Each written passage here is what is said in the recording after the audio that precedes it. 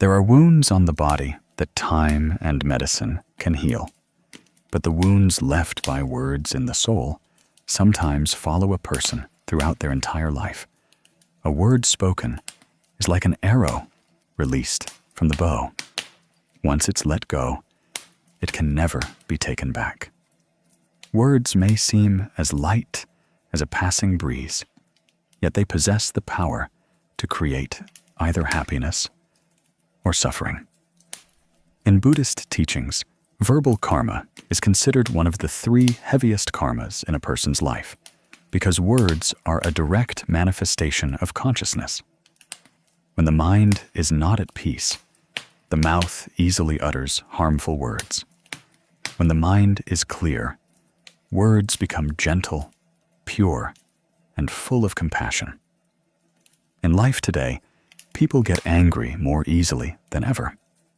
With the slightest dissatisfaction, they are ready to retaliate with harsh words. A comment on social media, a word spoken in a fit of anger, can sometimes deeply wound a person. There are relationships that were once intimate, only to become distant due to a single slip of the tongue. Some people carry the pain from a loved one's words their entire lives, even if the speaker has long forgotten. This shows how invisible words are, yet their power is immense. They can soothe, but they can also destroy. The Buddha once taught that verbal karma arises from greed, hatred, and delusion. When greed arises, we lie to conceal. When anger flares up, we use words like a knife to hurt others. When delusion clouds wisdom, we utter slanderous and contemptuous words.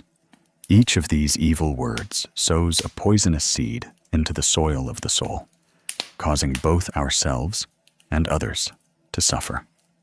Words are like seeds sown in the earth. If the seeds are good, fragrant flowers and sweet fruits will bloom.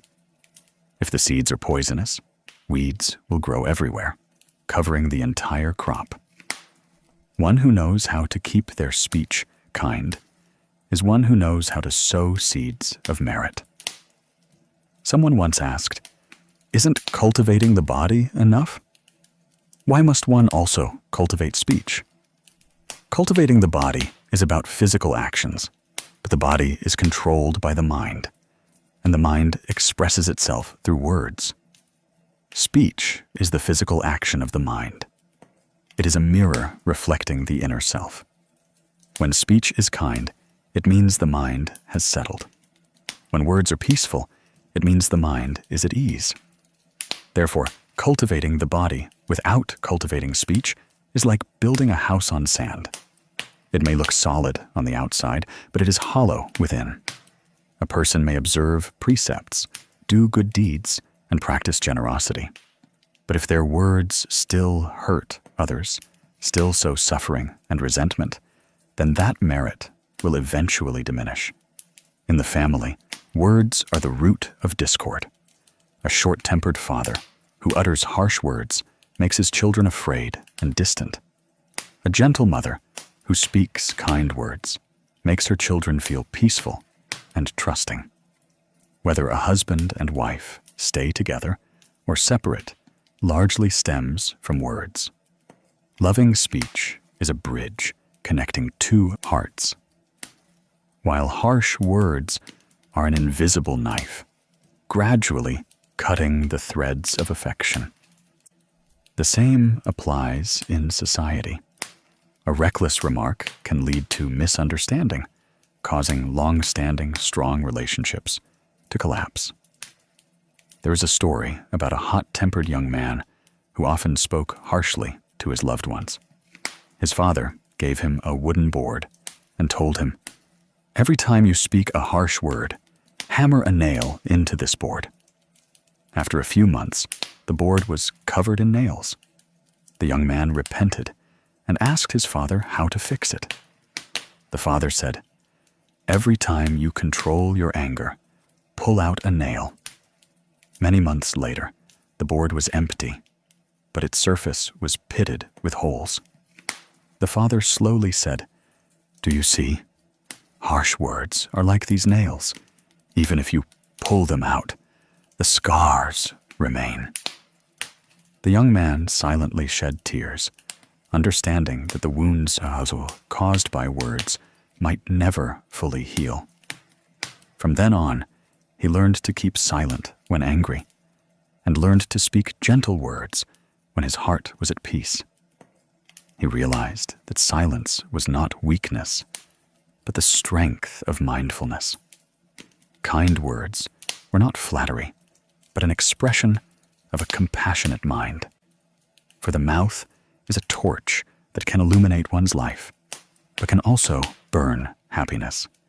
Keeping one's speech kind is preserving karma, preserving the mind.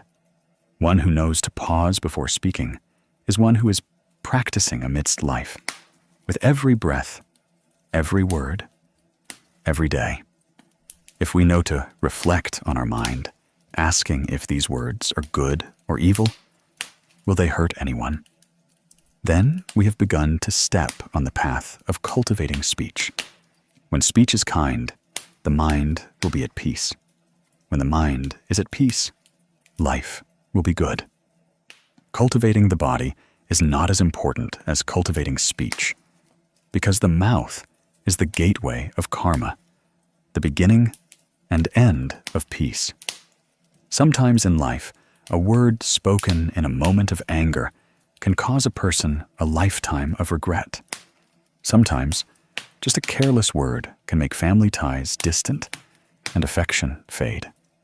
People often easily forget that words are the thread connecting mind and life, good and evil, happiness and suffering. In Buddhist teachings, there are 3 great karmas that humans create every day: bodily karma, verbal karma, and mental karma. Among them, verbal karma is the easiest to commit, but also the hardest to rectify, because the mouth is the gateway of the mind, and the mind constantly changes with emotions. Greed, hatred, and delusion have not yet ceased. Many people think that only bad actions create karma, but few realize that wrong words are enough to cause a lifetime of suffering. Verbal karma is karma created by words. A word can save a person or kill a person. A loving word can make others feel loved, supported. But a harsh word is like an invisible knife that can cut deep into the heart, hurting the listener for life. The Buddha taught that every word creates a cause. Good causes bear good fruit. Evil causes bear bitter fruit. One who speaks truthfully, gently, and compassionately will find their mind gradually settling, becoming light and pure. Conversely, one who often speaks gossip, lies, and contempt will sow bad seeds with their own mouth, and bitter fruits will come sooner or later. And the root of verbal karma is greed, hatred, and delusion. Out of greed, one lies to seek benefit. Out of hatred, one utters harsh words to hurt others. Out of delusion, one speaks slanderous, critical words, sowing resentment. When greed dominates, the mouth easily lies. When anger flares, the mouth easily speaks offensive words. When delusion obscures wisdom, we speak wrong things without realizing it. Therefore, cultivating speech is cultivating the mind. If the mind is kind, words are naturally kind. If the mind is at peace, words are naturally gentle. Conversely, if there are many storms in the mind, words will be a strong wind, sweeping away all peace around. A word spoken can fracture an entire family. Some people live in remorse and regret their entire lives after a single slip of the tongue. They realize that what hurts most deeply is not actions, but words. A word spoken in anger can make the listener shed tears, making a peaceful home suddenly become cold. Harsh words are like an invisible knife, cutting directly into the heart, leaving scars that never heal. Conversely, kind words, a sincere apology, are like water drops irrigating a dry field, soothing and healing the heart. In Buddhist scriptures, right speech is taught. Right speech means speaking truthfully, speaking words that bring peace, speaking at the right time, in the right place, to the right person, not speaking lies, not speaking divisively, not speaking maliciously, not speaking idly. Whenever we intend to say something, let's pause a beat to reflect on our mind. Let's ask ourselves, is this true? Is this necessary to say? Will this hurt anyone? Just having that moment of mindfulness, we have cultivated a part of our verbal karma. There's a story about a mechanic named Hoa. Hoa was diligent and kind, but hot-tempered and easily lost patience. His wife, Lan, often helped him in the shop. One afternoon, the shop was crowded, and Hoa was tired and stressed. In a hurry, Lan accidentally dropped the toolbox. The clattering sound of metal tools made him burst into anger. Without thinking, he yelled harsh words. "You're only good at destroying. You can't do anything right." Lan froze, tears rolling down her face. Then she silently left for her mother's house. No one said another word. The repair shop's lights remained on, but people's hearts grew dark. That evening, after closing the shop, Hoa returned to an empty, cold house. He looked up at their wedding photo on the wall, saw his wife smile in the picture, and felt hollow inside. He suddenly remembered the months they had overcome difficulties together, sharing simple meals and small joys. Just one word, and everything seemed to have shattered. That night, he tossed and turned, unable to sleep. In the silence, he clearly heard the rhythm of regret knocking in his heart. He understood that some wounds cannot be medicated, some hurts cannot be erased by an apology. A few days later, Hoa went to his mother-in-law's house. He stood at the gate and saw Lan tending to some flower pots. He approached, his voice slightly trembling. "I'm sorry. I was too hot-tempered. I shouldn't have said that." Lan remained silent, not turning around. After a moment, she replied, "I know you didn't mean it, but those words hurt me so much." Her eyes were sad, no longer as intimate as before. Hoa bowed his head, his heart heavy. He realized that for 1 minute of not controlling his mouth, the price he paid was the loss of peace for his entire household. That story is simple, but it touches everyone's heart. For who in life has not said something that made another sad? Who has not let anger control their mouth? But the moment we realize our mistake, know to repent, is also when we begin to learn to cultivate speech, learning to speak loving words, learning to be silent when angry, learning to listen instead of argue, learning to smile instead of complain. From then on, words gradually become good seeds, sowing peace for oneself and others. Someone once said, "Harsh words can break a heart, but kind words can save a whole life." Keeping one's speech kind is not just to avoid causing harm, but also to nurture one's own mind. Because words do not only affect the outside, but also reflect back into one's own soul. When we speak harshly, we create more vexations for ourselves. When we speak gently, we also find peace. One who knows to keep their speech kind has cultivated a part of wisdom. One who knows when to be silent has learned patience in life. In life, keeping one's mouth does not mean being silent, but knowing to speak nourishing words, knowing to stop before hurting others. Cultivating the body is not enough, for the body is merely a manifestation. Cultivating speech is cultivating the mind, because words are a mirror reflecting consciousness.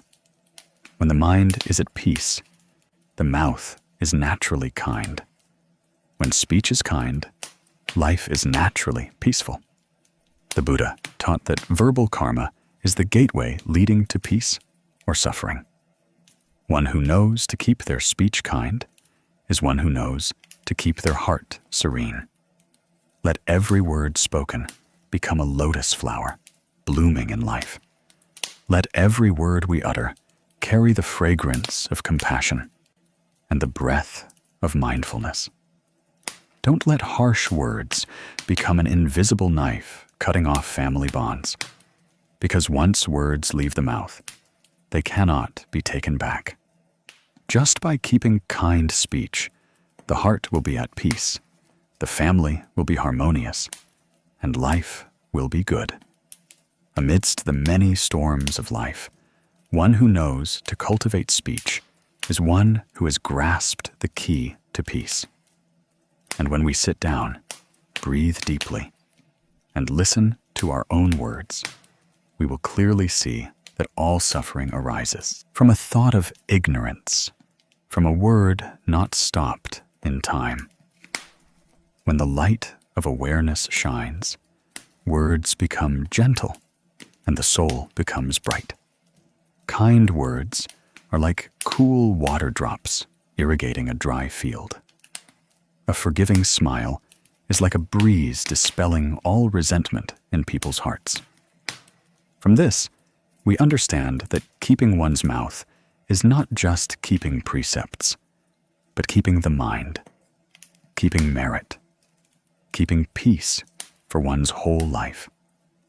There are wounds that are not on the skin, but in people's hearts. They don't bleed, are unseen, but smolder and persist, making the heart heavy whenever remembered. And often, these very wounds are created by our words. A word spoken in a fit of anger, seemingly light, can pierce deep into the heart like a sharp nail. That is why the ancients often taught that cultivating the body is not as important as cultivating speech. For the mouth is the gateway of karma, the place where goodness originates, or where suffering is sown. In life, all of us have said things that hurt others. Sometimes, in a moment of anger, we speak harsh words. When the anger subsides, we regret, we apologize. But the other person's heart is not so easily soothed. The words are gone, the sound has faded, but their lingering effect remains like a scar in the mind, like a board that has been nailed. Even if the nails are pulled out, the marks cannot be smooth again as before. This scar is the consequence of ignorant words, moments of lacking mindfulness at the mouth. In Buddhist teachings, words belong to verbal karma. The Buddha taught that humans create karma through three paths: body, speech, and mind. Among these, verbal karma is the easiest to commit, but also the hardest to rectify, because we speak countless words every day. And each of those words, if not mindful, can become an invisible knife cutting into another's heart. A timely compliment can save a relationship. Harsh words can break family bonds. Therefore, a wise person is one who knows to cultivate their speech, knows to use loving words to nurture peace. The Buddha taught about right speech, one of the 8 paths of the Noble Eightfold Path. Right speech is speaking truthfully, kindly, and words that bring peace. Not lying, not speaking divisively, not speaking maliciously, not speaking idly. One who keeps their speech kind is one who is preserving peace in their mind. Words spoken are the echo of the mind. If the mind is kind, the mouth will be kind. If the mind is angry, the mouth will spew fire. By cultivating speech, we are cleansing our hearts, learning to sow good seeds into life. But to deeply understand that lesson, let's listen to the story of a father and son. The story is simple, yet carries profound meaning. Once upon a time, in a small village, there lived a father, Mr. Bin, and his 15-year-old son, Nam. Nam was an intelligent and clever child, but very hot-tempered.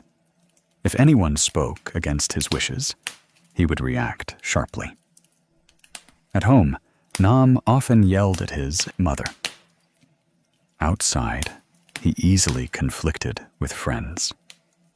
His father, Mr. Bin, was a kind and quiet man. He did not scold his son, but quietly observed. One day, after Nam lost his temper with his mother over a small matter, Mr. Bin called his son behind the house, gave him a wooden board and a box of nails. He said, "Son, from today on, every time you get angry, take a hammer and drive a nail into this board.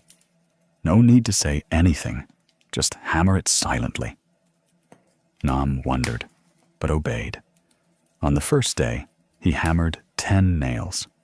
Each time he was angry, he would take the hammer and drive it hard, as if venting all his frustration onto the wood. Day by day, the number of nails on the board increased.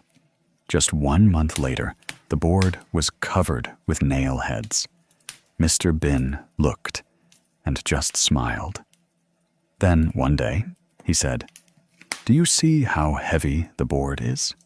Each of those nails is a time you let anger control you. From today on, every time you control yourself, pull out a nail." Nam heard this and began to practice self-control. Every time anger rose, he remembered the board. He took a deep breath and silently walked away. It was difficult at first, but gradually he felt lighter. After many days, the number of nails on the board dwindled. Then one afternoon, Nam excitedly ran to his father and said, "Father, I've pulled out all the nails." Mr. Bin took him to see. The board was now full of small holes. He gently said, "Do you see? You've pulled out all the nails, but this board is no longer as intact as before." Harsh words are like those nails. Once you utter them, they hurt others. Even if you apologize, even if they forgive you, the wounds in their hearts are still there. You cannot take back what is lost. Just as with this board, you cannot make it smooth again. Nam was stunned. He touched the small holes, feeling his fingers tremble, and a wave of regret rose within him. For the first time in his life, he understood that the words he had spoken to his mother and friends might have left similar holes in others' hearts. He bowed his head, his voice choked. "I understand, Father." Mr. Bin smiled gently, placed a hand on his son's shoulder. Acknowledging mistakes is the beginning of practice. Practice is not going to pagodas or chanting a lot, but knowing to stop before hurting others. That is true practice. From that day on, Nam changed. He learned to keep silent when angry, learned to smile when offended by others. Instead of speaking harshly, he practiced speaking with empathy. Every time someone made a mistake, he remembered the wooden board and the nails from long ago. That board still hung in the old corner of the house, but it was a silent sutra his father had left for his son. It reminded him that the mouth is the gateway of karma. Speaking evil words sows suffering for others. Restraining kind words saves oneself. If we look deeply, we will see that words are seeds sown in people's hearts. Those seeds can sprout into flowers or thorns, depending on the sower's mind. When we speak kind words, others' hearts are comforted, and we ourselves find peace. When we speak harsh words, others' hearts are wounded, and we ourselves cannot be at peace. Every word carries energy. It can heal, or it can kill. Kind words are like a cool breeze on a summer day, soothing people's hearts. Malicious words are like a burning fire, scorching both self and others. The Buddha once taught that words can bring great happiness or cause boundless calamity. Therefore, practitioners must not only cultivate body and mind, but also speech.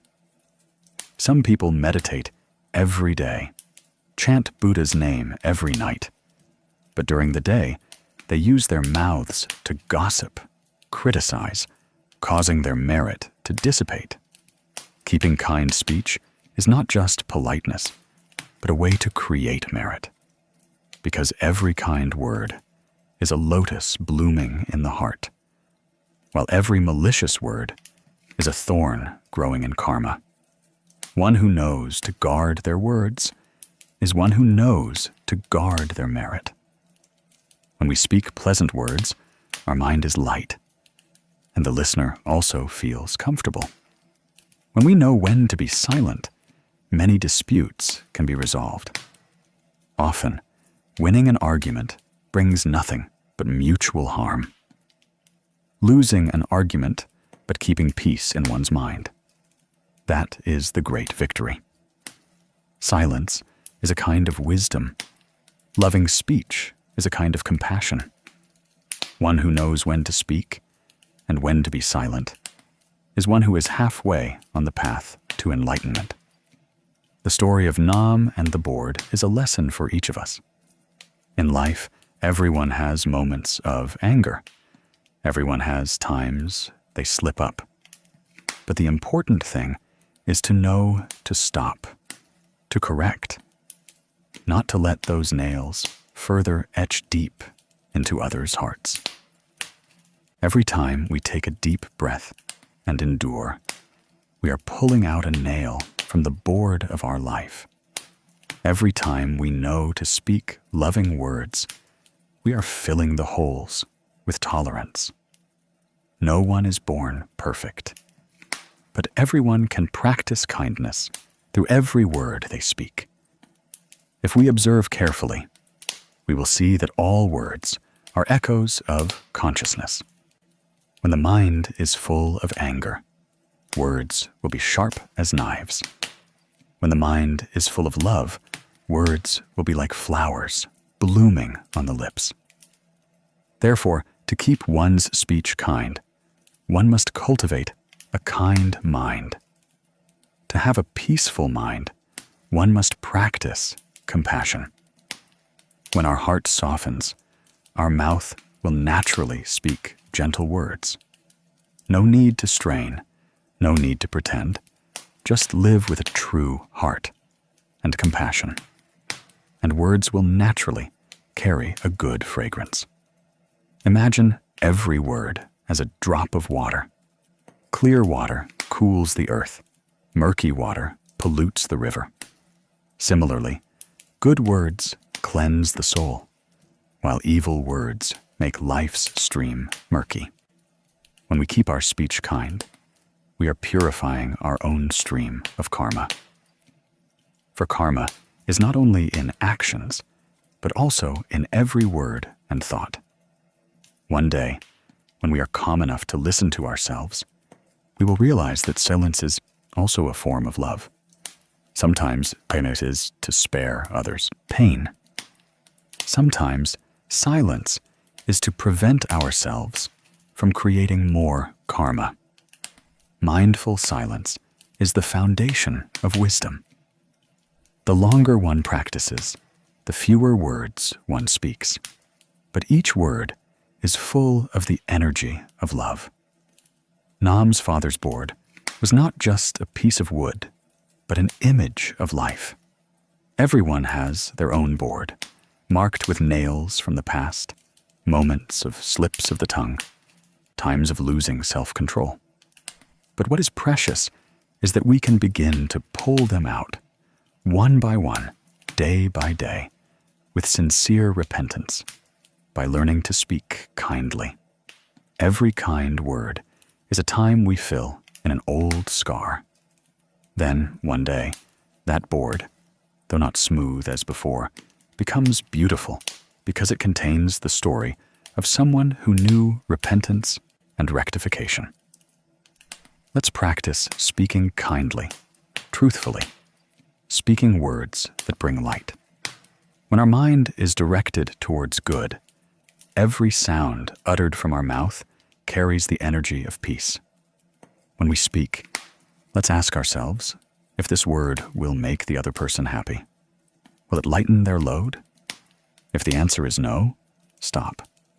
That 1 second of stopping can save a relationship, preserve a lifetime of merit.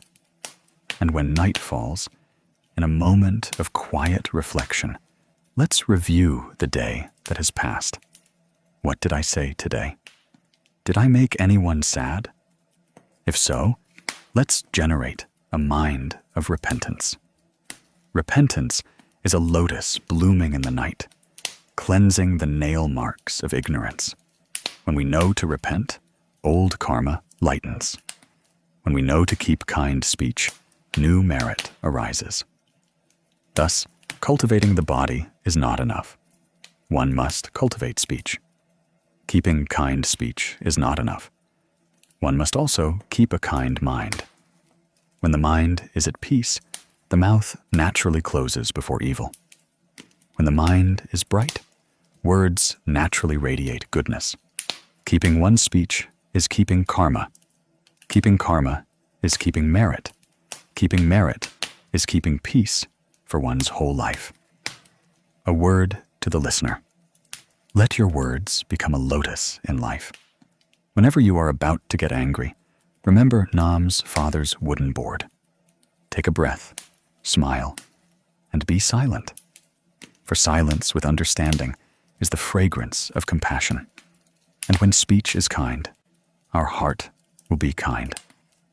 When the heart is kind, life will naturally be peaceful. In today's life, people can learn many things: how to earn money, how to communicate, how to succeed. But few learn how to maintain harmony in the family. How many homes are broken, not because of poverty, but because of unkind words?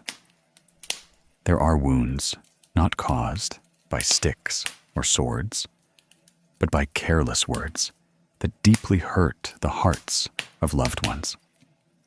Many people do not realize that in a family, words are the thread that connects or separates members. When we speak with love, the home becomes a place of peace. When we speak harshly, the home turns into a cramped and cold place. The ancients said, "Guarding the mouth is guarding the self. Guarding the self is guarding merit." This saying is true not only for personal cultivation in society, but especially for every word we speak to our loved ones. In a home, a gentle word can soothe the atmosphere. A harsh word can fan the flames of anger. Sometimes, just a careless word is enough to make loved ones distant for a lifetime. In Buddhism, words belong to verbal karma. Verbal karma arises not only from malicious words spoken to outsiders, but also from our own nagging, complaining, and criticizing words directed at those we love. Outsiders can leave, but loved ones have to listen, endure, and live together. Therefore, words in a family, if not guarded, will become the sharpest knife, hurting the very people we love most. In Buddhist teachings, there are 8 noble paths, and one of them is right speech. Right speech means speaking truthfully, speaking harmoniously, speaking words that bring peace to others. A word of right speech is a good seed sown in the listener's mind, making their confidence and peace blossom. Conversely, a word of harsh speech is a poisonous seed that makes their mind close and their heart wither, just like a garden. If we only sow bitter seeds, we cannot expect to harvest sweet fruit. Families are the same. To have joy, it must begin with gentle words from a heart that knows how to listen. A hot-tempered father can make his children fear, but a gentle mother can make the whole family peaceful. In a family, a father's words are often the law. A mother's words are often warmth. A mother who knows to guard her words, knows to be patient, knows when to be silent, is one who maintains the flame of harmony in the home. For when one side knows to be silent, the other's anger gradually subsides. When both sides argue, the fire burns higher. In the Dhammapada, the Buddha once taught, "Victory begets hatred. The defeated suffer. The one who abandons victory and defeat finds true peace." This teaching applies not only to life outside, but also to every argument within the family. For what good is it to win against a loved one when both hearts are shattered? The Lin Ung Buddhist channel once met many people who came to the pagoda complaining that they didn't understand why their families were growing apart. Husbands and wives spoke less and less to each other. Children avoided coming home. When asked carefully, they realized the reason was not poverty or money, but the very words they spoke. The wife complained that the husband didn't care. The husband criticized the wife for talking too much. Parents scolded children, and children responded with coldness. With words going back and forth, the home lost its laughter. They didn't know that a word is a karmic seed. Good words bear good fruit. Evil words bear bitter fruit. One who speaks pleasant words reaps love. One who speaks harsh words receives loneliness. There is a very simple yet meaningful story about Ms. Thu, an ordinary factory worker living with her husband, Mr. Dung, and their young daughter, Mai. Their life was not wealthy, but not lacking. However, the couple often argued. Whenever Mr. Dung came home late from work, Ms. Thu would get angry, accusing him of not caring for the family. The more he listened, the more annoyed he became. Words went back and forth, and dinner, which was meant for gathering, became a small battle in their tiny home. Their daughter, little Mai, only knew to sit silently, huddled in a corner, tears rolling down her face. One day, Ms. Thu accidentally heard a Dharma talk about cultivating speech. The lecturer said, "By keeping kind speech, the mind will be at peace.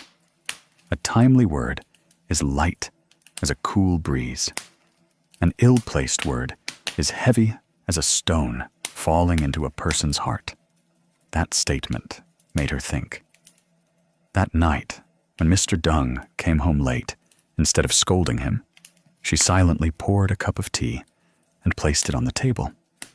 He walked into the house, saw the soft yellow light and the warm, steaming cup of tea, and his heart suddenly softened. He sat down, silent for a long time, then sighed. "Today, my boss scolded me. I didn't mean to be late." Ms. Thu just gently replied, "I know. Drink your tea to warm up." From that day on, dinner was no longer as tense as before. Gentle words gradually replaced accusations. Mr. Dung started coming home earlier, and little Mai smiled more. In their small house, what changed was not material things, but the energy of love, awakened by timely silence and gentle words. Ms. Thu's story is proof that sometimes you don't need to win with words, but you need to win within your heart. When you keep kind speech, you preserve peace. When you know to be silent, you are no longer consumed by the fire of anger. A wise person is not superior to others because they speak well, but because they know when to speak and when to stop. The Buddha taught that the mouth is the gateway of karma. If we open it with compassion, the fragrance of flowers will waft out. If we open it with anger, black smoke will envelop our entire mind. Some people cultivate their bodies their entire lives, but do not cultivate their speech. So the more they cultivate, the more they suffer. They chant sutras, bow to the Buddha, eat vegetarian food, but their words still hurt others. Such a person has not truly understood the Dharma, for cultivating the body without cultivating speech is like building a house without a foundation. If the foundation is not solid, the house will collapse. Buddhist teachings are not just on the lips, but in every breath, every word we speak daily. When we speak loving words to our spouse, children, and parents, that is practicing the Dharma. Family is the easiest place to create karma, but also the easiest place to cultivate. For there, we have the opportunity to recognize ourselves through how we treat our loved ones. When we get angry, our loved ones reflect that anger. When we are kind, they also soften. In a home, each person is a mirror reflecting each other. Words are the water between those two mirrors. If the water is clear, both images appear clear and beautiful. If the water is murky, both are dim. Keeping kind words is keeping that clear water from being stirred up by greed, hatred, and delusion. In the late afternoons, as dusk descends, if we sit down and listen to our own hearts, we will see that all the anger of the day arose from very small things. A word that wasn't pleasing, a look that wasn't favorable, an unwarranted complaint, all stem from a mouth that hasn't been cultivated.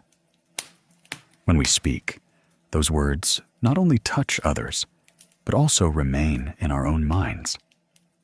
Therefore, one who speaks harshly not only hurts others, but also makes themselves by restless. The Buddha once taught, "Speak truthful words, speak gentle words, speak words that bring peace to others." If these three things can be achieved in a family, they are the root of blessings. A loving word in the home has more power than 1,000 sermons outside the temple, because it resolves karma right in the closest proximity. When a home is full of pleasant words, auspicious energy will naturally arise. When a home is full of harsh words, karmic energy will be dense, making everything difficult. If we want to know the blessings of a family, listen to how they speak to each other.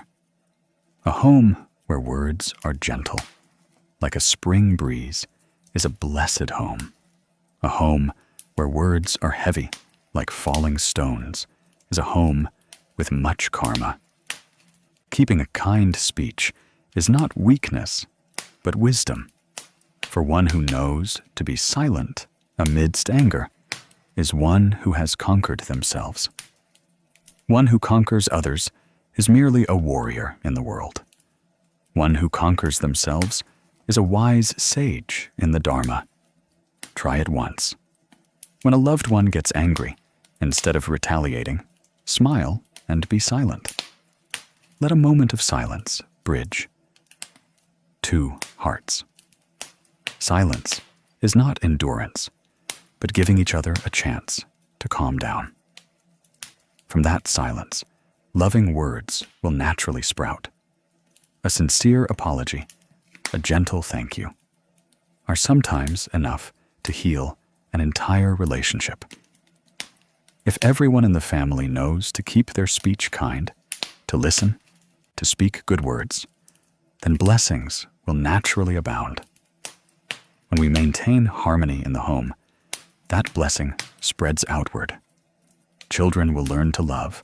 Spouses will understand each other better. Parents will suffer less. Every good word is like a candle. The more it burns, the brighter it shines, never extinguishing. Keeping one's mouth is keeping one's mind. Keeping one's mind is keeping one's home. A home where people know to guard their words, that home will have laughter and warmth. A loving word connects two hearts. An angry word cuts off many years of affection. Therefore, cultivating the body is not enough. Also, cultivate speech. When speech is kind, the mind is at peace. When the mind is at peace, the home is peaceful. And when the home is peaceful, life will also be good. There is something that many people rarely pay attention to, yet it is an invisible thread connecting all the merit and karma of a person's life. Words. We may not be rich, not noble, not highly educated, but simply by knowing how to speak kind words, to keep a gentle mouth, life will naturally be much less suffering. Conversely, if a person constantly utters harsh, slanderous, and abusive words, no matter how much they cultivate their body and do good deeds, their karma will only accumulate. Why is that? Because words are the key that opens or closes the door to blessings and karmic retribution. People living in the world speak countless words every day. Some words make others laugh, while others make them grieve. Some words make life blossom, while others make an entire lifetime wither. Words, ultimately, whether they are a knife or a flower, are in the hand of the speaker. One who knows to speak kind words has a mouth like a lotus petal spreading fragrance. One accustomed to speaking evil words has a mouth like a flame, burning both self and others. The Buddha once taught that the karma of 3 lifetimes begins with verbal karma. This means that from immeasurable eons until now, we have drifted in samsara, not only because of our actions, but also because of our words. The mouth creates karma. The mind must bear the consequences. When we speak an unwholesome word, that energy does not disappear, but returns to our own life. And words that insult others today can become the hurtful words we receive in a future life. An evil word sown is like an arrow that ultimately pierces one's own heart. This is the cycle of cause and effect. In Buddhism, right speech is a part of the Eightfold Path, the path to liberation. Right speech is not only speaking truthfully, but also speaking at the right time, in the right way, with a compassionate and wise mind. Words can be a means to save people, but also a phringa to burn everything. A wise person never takes words lightly. because they understand that every word spoken creates new karma. And karma, no matter how small, has a corresponding cause and effect. In life, we often see people who, with just a word of encouragement, have made others rise from suffering. But there are also people who, because of a single careless word, cause the listener to collapse, hurting for life. A kind word can save a person. A harsh word can kill a person. Therefore, cultivating the body is not enough. One must cultivate speech. Keeping one's mouth is not enough. One must keep one's mind. If the mind is good, words are kind. If the mind is evil, words are harsh. Words are just the echo of the human heart. Therefore, cultivating speech is cultivating the mind. There is a small story that contains a profound lesson about the power of words. It's the story of a teacher named Han, who carried an invisible wound within her, a wound from her mother's words. From childhood, Han was a quiet child. She rarely smiled or spoke, often standing silently behind other children. Her mother, a hard-working woman who farmed year-round, was hot-tempered and often scolded her. Whenever Han did something wrong, her mother would say, "You're so clumsy. You'll never amount to anything when you grow up." Initially, Han was just a little sad, but as she grew older, those words were etched deeper into her mind, like carvings on stone. She began to believe that she truly was useless, that she would never accomplish anything decent. Many years later, Han passed the entrance exam to a teaching college and became an elementary school teacher. She taught diligently, but always carried a sense of inferiority. Whenever she made a mistake, her mother's words from long ago echoed in her head. Some nights, while grading students' papers, she would burst into tears without understanding why. Until one day, one of her young students was criticized by a classmate in front of the class. The boy went silent, then burst into sobbing tears. Han approached him, took his hand, and gently said, "I believe you'll do better. I know you try very hard." The boy looked up, his eyes shining amidst the tears. In that moment, Han suddenly saw herself from years ago, standing in the small kitchen, hearing her mother's criticisms. And she understood that a word can save or kill. From that day on, Han changed. She began to pay more attention to every word she spoke. She encouraged and praised her students whenever possible. When a student made a mistake, she didn't scold them, but chose to listen. She realized that when words come from love, the listener is healed. When words come from anger, the listener is hurt. And the first one to be hurt is oneself, because when speaking harsh words, our mind also gets clouded. One afternoon, when Han visited home, her mother was now old. During dinner, her mother smiled gently and said softly, "Back then, I was hot-tempered and often scolded you. But truly, I loved you very much." Han held her mother's hand, tears falling. Those words came late, but were still enough to melt away a long-held pain. In that moment, she silently thought, "If only Mother had spoken such words back then, perhaps my heart would have found peace sooner." From then on, she became even more convinced that words truly can save or harm people. And every word we speak, no matter how small, sows karma for both sides. Looking more broadly in society, we see how many tragedies also begin with words. Slanderous words can make others lose their honor. Fabricated words can shatter an entire family. Taunting words can drive the weak to suicide. Meanwhile, there are also words that make the desperate want to live again, that help the lost find their way. Words are wind, but wind can extinguish a fire or fan it into a blaze. Whether it's a cool wind or a toxic wind depends on the blower's mind. The Buddha taught that harsh speech is like a sharp sword. Loving speech is like a pink lotus. Evil words are a sword. Good words are a lotus. One cuts, one heals. One creates karma, one creates merit. One who speaks evil words might think they are winning, but in reality, they are losing to karma.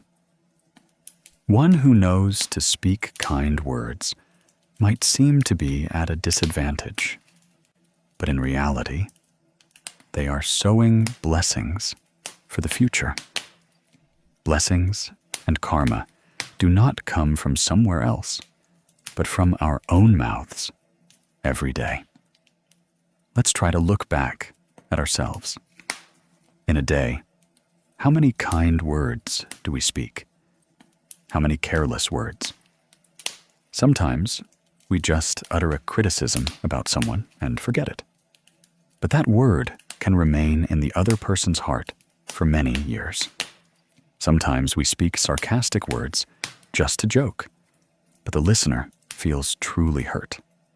Every word has its own energy, like a seed sown in the ground. If it's a lotus seed, it will bloom. If it's a weed seed, it will spread and cover the soul. Cultivating speech is learning how to sow seeds correctly. Speaking kind words is sowing lotus flowers.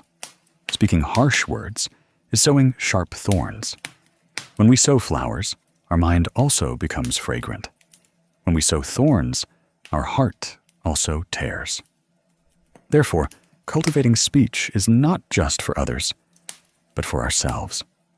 Every kind word we sow returns as peace in our mind.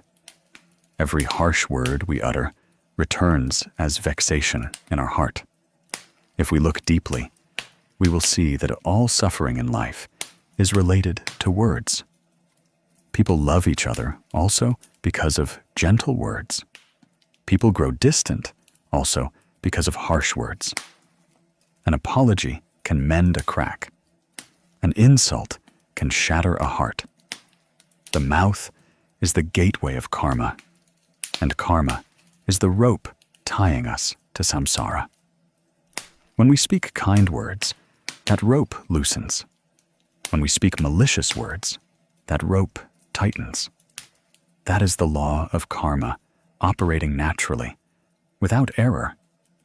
Someone said, "I'm just speaking the truth." There's nothing wrong. But speaking truthfully is not necessarily speaking kindly. The truth is not always necessary to speak, and not everyone needs to hear it. Right speech is speaking correctly, not speaking everything. How to speak so the listener is not hurt. How to speak so one's own heart doesn't arise anger. That is cultivation. A wise person does not use words to prove themselves right, but uses words to make everyone at peace. Therefore, guarding the mouth is guarding merit. Speaking kindly is creating good karma. Speaking harshly is inviting suffering. From the story of Mrs. Han, we can see a whole lesson about cause and effect. Her mother sowed harsh words, causing her daughter to carry wounds throughout childhood. But when her mother spoke loving words, both were liberated. Those words were like light shining into long-standing darkness, dispelling sadness. That is the power of kind words. It not only changes the listener, but also purifies the speaker. When we speak loving words, the energy of love radiates from our heart, encompassing all suffering. The ancients said, "Calamity comes from the mouth. Fortune also comes from the mouth." Indeed, calamity or fortune both lie in a single word. An angry word can cause war. A forgiving word can maintain peace. A scolding word can create resentment. A loving word can turn an enemy into a friend. Therefore, before speaking, pause for a breath. Inhale, feel the mind stirring. Exhale, feel the heart at peace. Then speak. When speaking with mindfulness, the words naturally carry the light of peace. Practice is not a grand affair. Practice is in the smallest things: a moment of patience, a smile, a word. When we keep kind words, the mind naturally finds peace. For the mouth is a torch. It can illuminate or burn. Use it to light the way. It shines. Use it to burn people.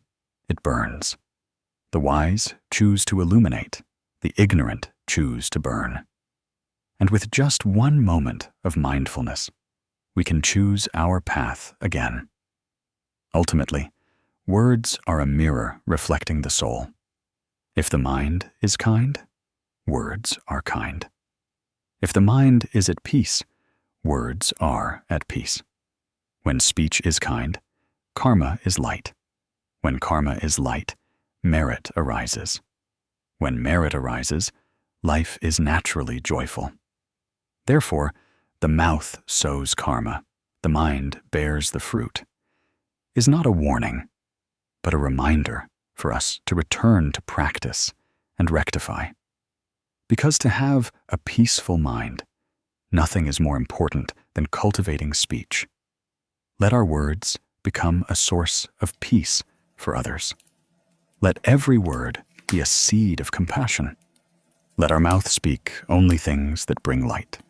For when we do that, not only do others find peace, but we ourselves also step out of the stream of suffering. Keeping one's mouth is keeping one's mind. Keeping one's mind is keeping one's life. And when life is kept with kind words, we will see that merit is not far away, but right in every word we speak daily. Sometimes, in a single day, we speak countless words. Words flow out like breath, light and invisible, yet they have the power to create or destroy a person's entire life. Some words make someone's heart bloom like a plum blossom in the early morning. Other words make someone's heart lose its sunshine, no longer wanting to move forward. Some words are a cool breeze, while others are like a knife cutting deep into the heart. That is why the Buddha taught that to cultivate the mind, one must first learn to cultivate speech and guard against the myriad words floating in life. He pointed out 4 noble types of speech, 4 ways of speaking to keep the mouth kind and the mind at peace. The 4 right speeches: truthful words, loving words, harmonious words, and beneficial words. Let's start with a familiar image. Early in the morning, the voices of vegetable and fruit vendors echo throughout the small market. Each cry, each word seems just a matter of making a living, but it contains the speaker's innermost feelings and character. Some speak gently, making listeners want to draw near. Some speak harshly, and customers turn away. It's the same phrase, "Buy some vegetables, ma'am." But if spoken in a gentle tone, like a passing breeze, it sounds like there's a smile in it. If spoken with annoyance, that small phrase becomes a knife that makes others feel distant. Words, therefore, are never unintentional. They are a mirror, reflecting our mind in every moment. The Buddha once taught that body, speech, and mind are the 3 places where karma is created. The body performs good deeds. The mind remains pure. But if speech is not cultivated, merit can easily be lost, because the mouth is where the mind spills out. When the mind has anger, words will be harsh. When the mind has greed, words will be cunning. When the mind has delusion, words will be wrong. Therefore, one who knows how to cultivate does not only guard the body and mind, but also guards speech. For words are the bridge between oneself and the world. In the scriptures, the Buddha called these the 4 right speeches, 4 types of upright words. First is truthful words. Second is loving words. Third is harmonious words. And fourth is beneficial words. This may sound simple, but to practice it requires a lifetime of observation. Because cultivating speech is not about silent acquiescence, but about speaking correctly, kindly, and peacefully. Truthful words are the first foundation. In life, we are accustomed to half-truths and half-jokes, half-truths and half-falsities. Some lie to please others, some lie to conceal their own faults. But every lie is a small pebble thrown into a lake, making the surface of the mind no longer clear. The Buddha taught that one who keeps truthful words will naturally have a mind as bright as a mirror, because truthful words are like a clear stream, unmixed with dust. When speaking truthfully, we don't need to remember what we said, because everything is consistent. Speaking truthfully helps the mind not be divided, not tormented, and also helps others trust and rely on us. Perhaps truthful words sometimes make the listener uncomfortable, but if spoken with a compassionate mind, they will be like bitter medicine, hard to swallow, but healing. Truthful and kind words are like moonlight reflecting on water, illuminating clearly without causing pain. Loving speech is a petal blooming from a compassionate heart. Some words need no embellishment, but when uttered from love, they naturally carry healing energy. The Buddha taught that speaking loving words is giving joy. A sincere compliment, a timely word of comfort, can change someone's entire day. Just like a lotus, though growing in mud, it still spreads its fragrance. One who knows to speak loving words is one who sees the good in others. When we speak to someone with a gentle heart, they too will want to become kinder. Therefore, speaking loving words is not just for others, but for ourselves, so that our mind can be at peace, be soft, be loving. Harmonious words are words that connect, not divide. How many vexations and sufferings in life often begin with divisive verbal karma? We speak a wrong word that causes 2 people to misunderstand each other, causing family discord, causing conflict among colleagues.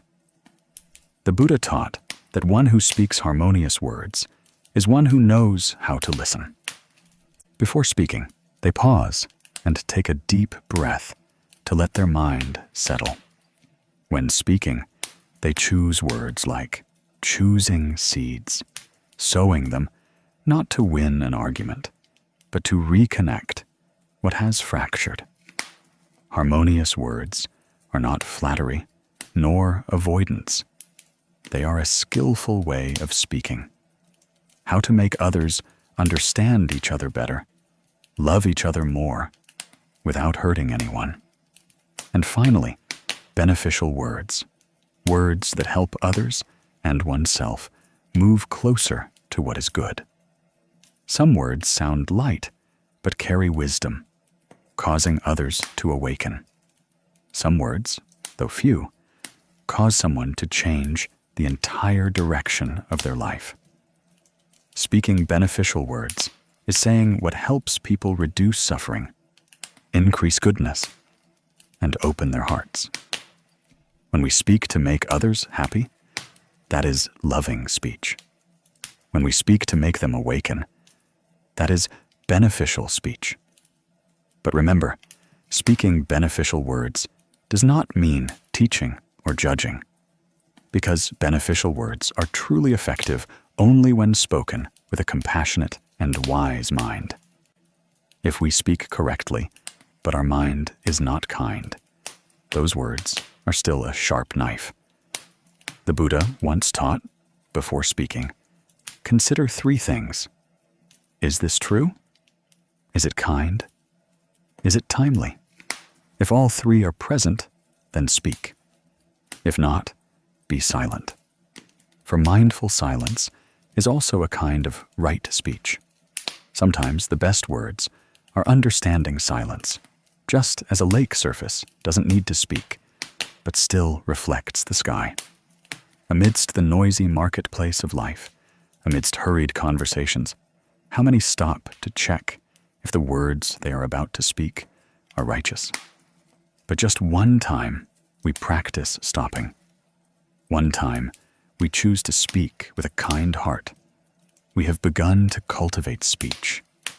And there is a small, simple story that embodies the spirit. The story of Mr. Sow, a vegetable vendor in a small rural market. People said Mr. Sow was honest and hard-working, but hot-tempered and often grumbled. If a customer tried to bargain for his vegetables, he would immediately get annoyed. If you don't buy, just leave. There are plenty of vegetables in the market. Shoppers hearing this felt uncomfortable. Once, he argued with the fish seller over seating, his voice loud across the entire market. His vegetable stall, therefore, had few visitors. Every day, he brought unsold vegetables home, his heart as heavy as a wilted cabbage. He didn't understand why he suffered, why he did good, but didn't receive good. One morning, he heard people say, "There's a Dharma teacher giving a discourse at the pagoda near the market." He was curious and stopped to listen. The Dharma teacher spoke about the 4 right speeches, about the power of words, saying, "A word can sow joy. A word can sow suffering. Words are seeds sown in the soil of the mind. Good words bear good fruit. Evil words bear bitter fruit." Mr. Sow listened, and a sense of shame suddenly rose within him. He remembered how many times he had let his anger hurt others. He thought, perhaps I planted only bitter seeds, which is why I'm harvesting bitterness now. From that day, Mr. Sow resolved to practice speaking anew. Every morning before going to the market, he stood in front of the mirror, smiling and saying softly, "Today, I will speak kind words." He remembered the Dharma teacher's words. Speak truthful words, loving words, harmonious words, beneficial words. And so, he began. When customers asked for the price, he spoke truthfully. "I picked these vegetables this morning. The price is fair. If you take them, I'll choose the best portion for you." When customers bargained, he didn't snap, just smiled. "If you like, I'll reduce the price a bit. Consider it fate." When he heard the fish seller complain, he didn't argue, just said gently, "The market is probably crowded today. Everyone's tired. Let's make way for each other a bit for peace." The first day, he found it difficult, for his mouth was accustomed to grumbling, like an old cart accustomed to a bad road. But gradually, he felt strangely different. Every time he spoke kindly, his heart felt light. Every time he smiled, others smiled back. Just 3 months later, his vegetable stall was always crowded. People came not only for the delicious vegetables, but because they liked listening to him talk. He told stories of the village, the garden, the market, in a slow, cheerful voice. The entire market, once filled with arguments, now echoed with laughter. One day, someone asked Mr. Sao, "Why are you so different now?" He smiled gently. "I haven't changed, only my mouth has. Before, my mouth used to burn. Now, I let it illuminate." The listeners chuckled. He added, "It turns out cultivating speech also helps one live happier. When speech is kind, the heart is also kind. And when the heart is kind, people love back." From then on, Mr. Sao became a role model in the market. Whenever anyone got angry, others would remind them, "Mr. Sao says, if speech is kind, the heart is at peace." That story is simple, but it is a living testament to the Buddha's teachings. The 4 types of right speech are not lofty concepts found only in scriptures, but can be practiced in every word spoken daily. When we speak truthful words, we sow trust. When we speak loving words, we sow joy. When we speak harmonious words, we sow affection. And when we speak beneficial words, we sow wisdom. These 4 types of words are like 4 lotus petals, blooming in life, spreading their fragrance amidst the human world. Think, if in every home, everyone knew to pause for a second before speaking, knew to choose kind words instead of harsh ones, knew to listen instead of argue, how much peace would this world have? When a husband speaks loving words, his wife's heart will feel light. When a father speaks truthfully, his children will learn trust. When a child speaks harmoniously, the family will feel warmer. And at work, when we speak beneficial words, colleagues will progress together. Just one word can change the entire atmosphere in a home. Cultivating the body and mind, ultimately, is to achieve peace. But to have peace, one must know to guard one's speech. Because the mouth is the door to the mind. It is the wind blowing through the lamp of wisdom. If the wind is strong, the lamp goes out. If one knows how to adjust it, the lamp burns brightly, illuminating oneself and others. When our words are nurtured by mindfulness and love, every sound uttered becomes a scripture. No need to chant all day. Just speaking a kind word is already practice. The ancients said, "Calamity comes from the mouth. Fortune also comes from the mouth." Calamity is when our words burn human affection. Fortune is when our words light up hope. Choosing to speak is choosing to sow.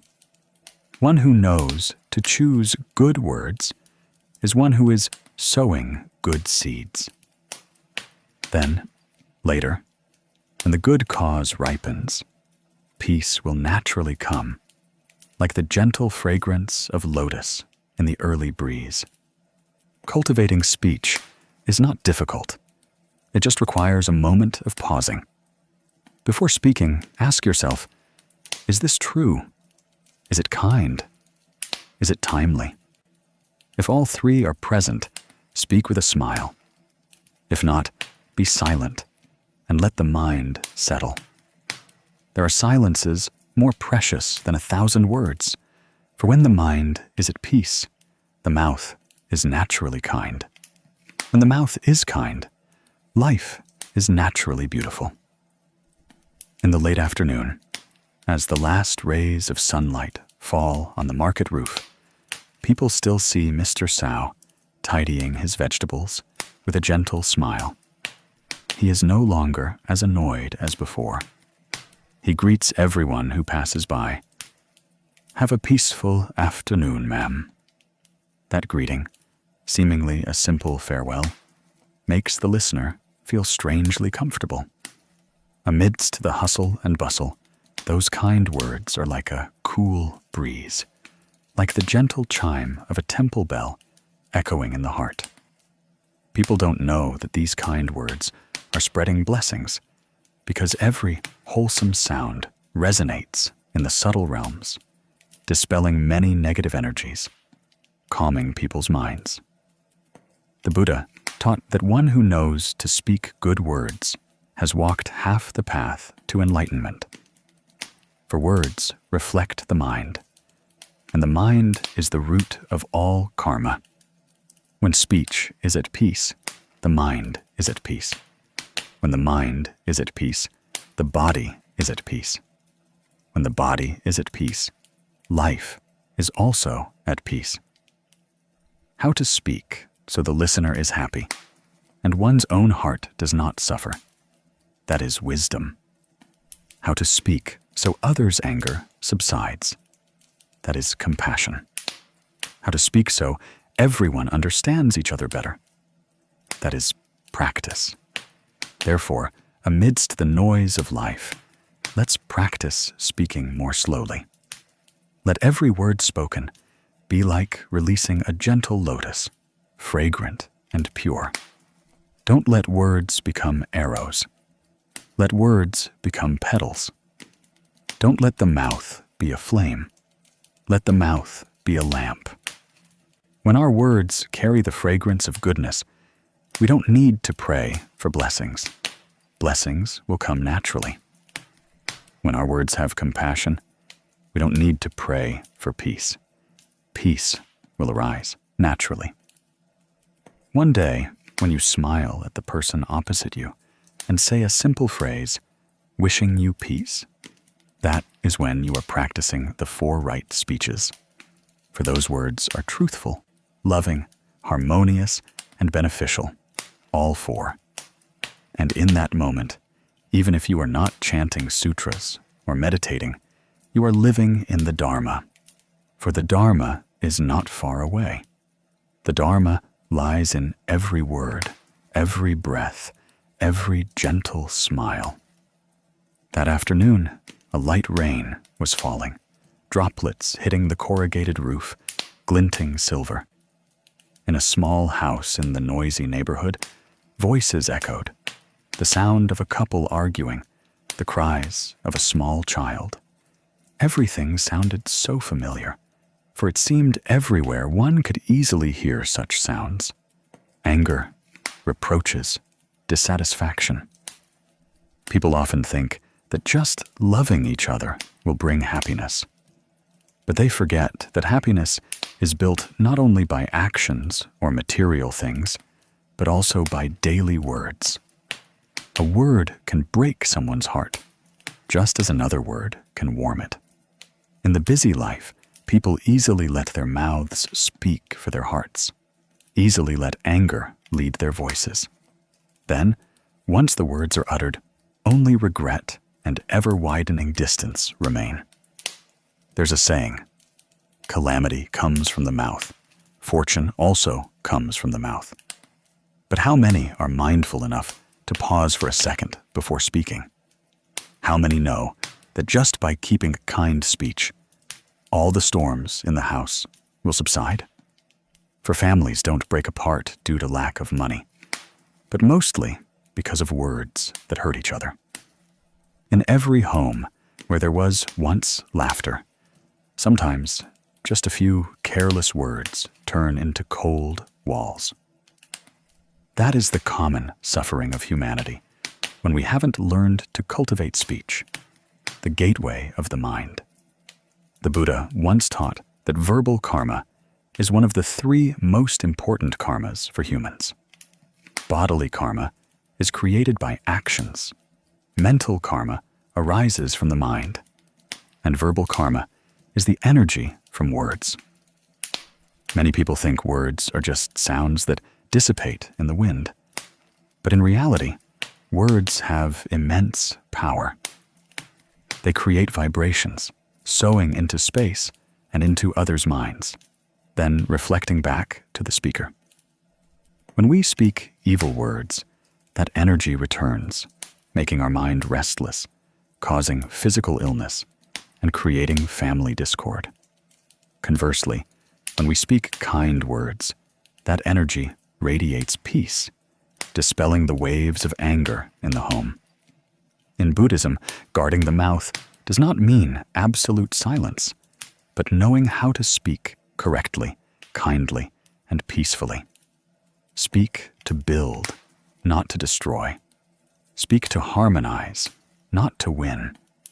For winning or losing with words only makes the mind suffer a loss, while yielding a little brings peace to the heart. Guarding the mouth is guarding the mind. For when speech is kind, the mind is also kind. There was a lay practitioner named Tuan living in a small alley in the city. He was an office worker, busy and under a lot of pressure. Every day, he came home tired and easily irritable. His wife, Huang, was a kind, diligent woman who loved her husband and children, but suffered from his hot temper. Whenever things didn't go his way at home, Tuan would easily get angry and utter harsh words. Sometimes, just because dinner was cold or a child spilled a glass of water, he would yell loudly. At such times, the atmosphere in the house felt choked. The child would cower behind her mother, and Huang would silently shed tears during dinner. Tuan knew he was hot-tempered, knew that his words hurt his wife and children, but he couldn't control himself. Every time his anger passed, he felt remorse. But then, the next time, the anger would flare up again, like a fire that hadn't quite died out. He felt tired, his heart growing heavier, and his home no longer echoed with laughter. One evening, he accidentally heard a Dharma talk online from a venerable teacher. Before speaking, chant the Buddha's name once. That one breath not only helps you stop speaking, but also helps your mind stop. When the mind is at peace, words will naturally be kind. He was deeply moved, as if someone had touched the long-held sorrow in his heart. From that day, he began to try. Whenever he felt annoyed, felt harsh words about to burst out, he would stop, take a deep breath, and silently chant Amitabha Buddha in his mind. Just one breath, but strangely, the anger would subside. He no longer wanted to speak, or if he did speak, the words were softer. For the first time in many years, he felt he could control his anger with his own breath. His wife initially didn't understand. Seeing him silent, she thought he was angrier. But then she gradually noticed he was different. He didn't scold like before, didn't yell when the child made a mistake, just looked and said, "Next time, be more careful, okay?" One day, after serving dinner, Huang looked at him, her voice trembling. "Honey, our house has been so peaceful lately. I feel so warm." Tears fell, but no longer from sadness, but from happiness. Tuan was stunned, then smiled. He knew he had taken an important step, stepping out of the fiery stream of verbal karma. From the day he began chanting Buddha's name before speaking, not only his words changed, but his mind also changed. Every morning going to work, he saw the sky as clearer, his heart lighter. When faced with something he didn't like, he would tell himself, "Amitabha Buddha," and let it go. Once he told a friend, "Before, I thought chanting Buddha's name was for the elderly. But now I understand that chanting Buddha's name is to keep the mind, keep the mouth, keep peace." His friend laughed. "What merit is there in guarding the mouth? he replied, "Yes, there is. Guarding the mouth is guarding the mind. When speech is kind, blessings naturally come." People clearly saw the atmosphere in Tuan's home change daily. Before, his children feared him. Now they clung to him. His wife, once quiet, now often smiled. The small house was filled with peace. Neighbors said to each other, "Tuan's family has changed so much. They must be blessed." But few knew that blessing came from a breath, a chant of Buddha's name, a second of pausing before speaking. The Buddha taught that karma is not only created by action, but by the mind's intention. When we chant Amitabha Buddha, that energy encompasses the angry mind, making it settle. The chant is like cool water irrigating the fire of anger. When the fire extinguishes, kind words arise. Each of those kind words is a lotus blooming in life, making the atmosphere around us peaceful. One who chants Buddha's name does not only chant with their mouth, but with their mind. Chanting is to remind oneself to live virtuously, to speak virtuously, to guard one's speech. Therefore, guarding the mouth is not forcing oneself to be silent, but allowing every word spoken to be filtered through a compassionate mind. There are times when silence is the most beautiful word. There are times when just a gentle Amitabha Buddha is enough to resolve many misunderstandings. One who cultivates speech no longer fears being offended, for they understand that how others speak is their karma, and how we react is our karma. Guarding the mouth is guarding the mind.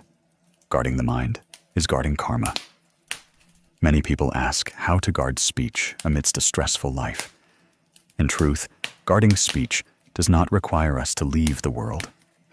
We just need to be mindful for 1 second before speaking.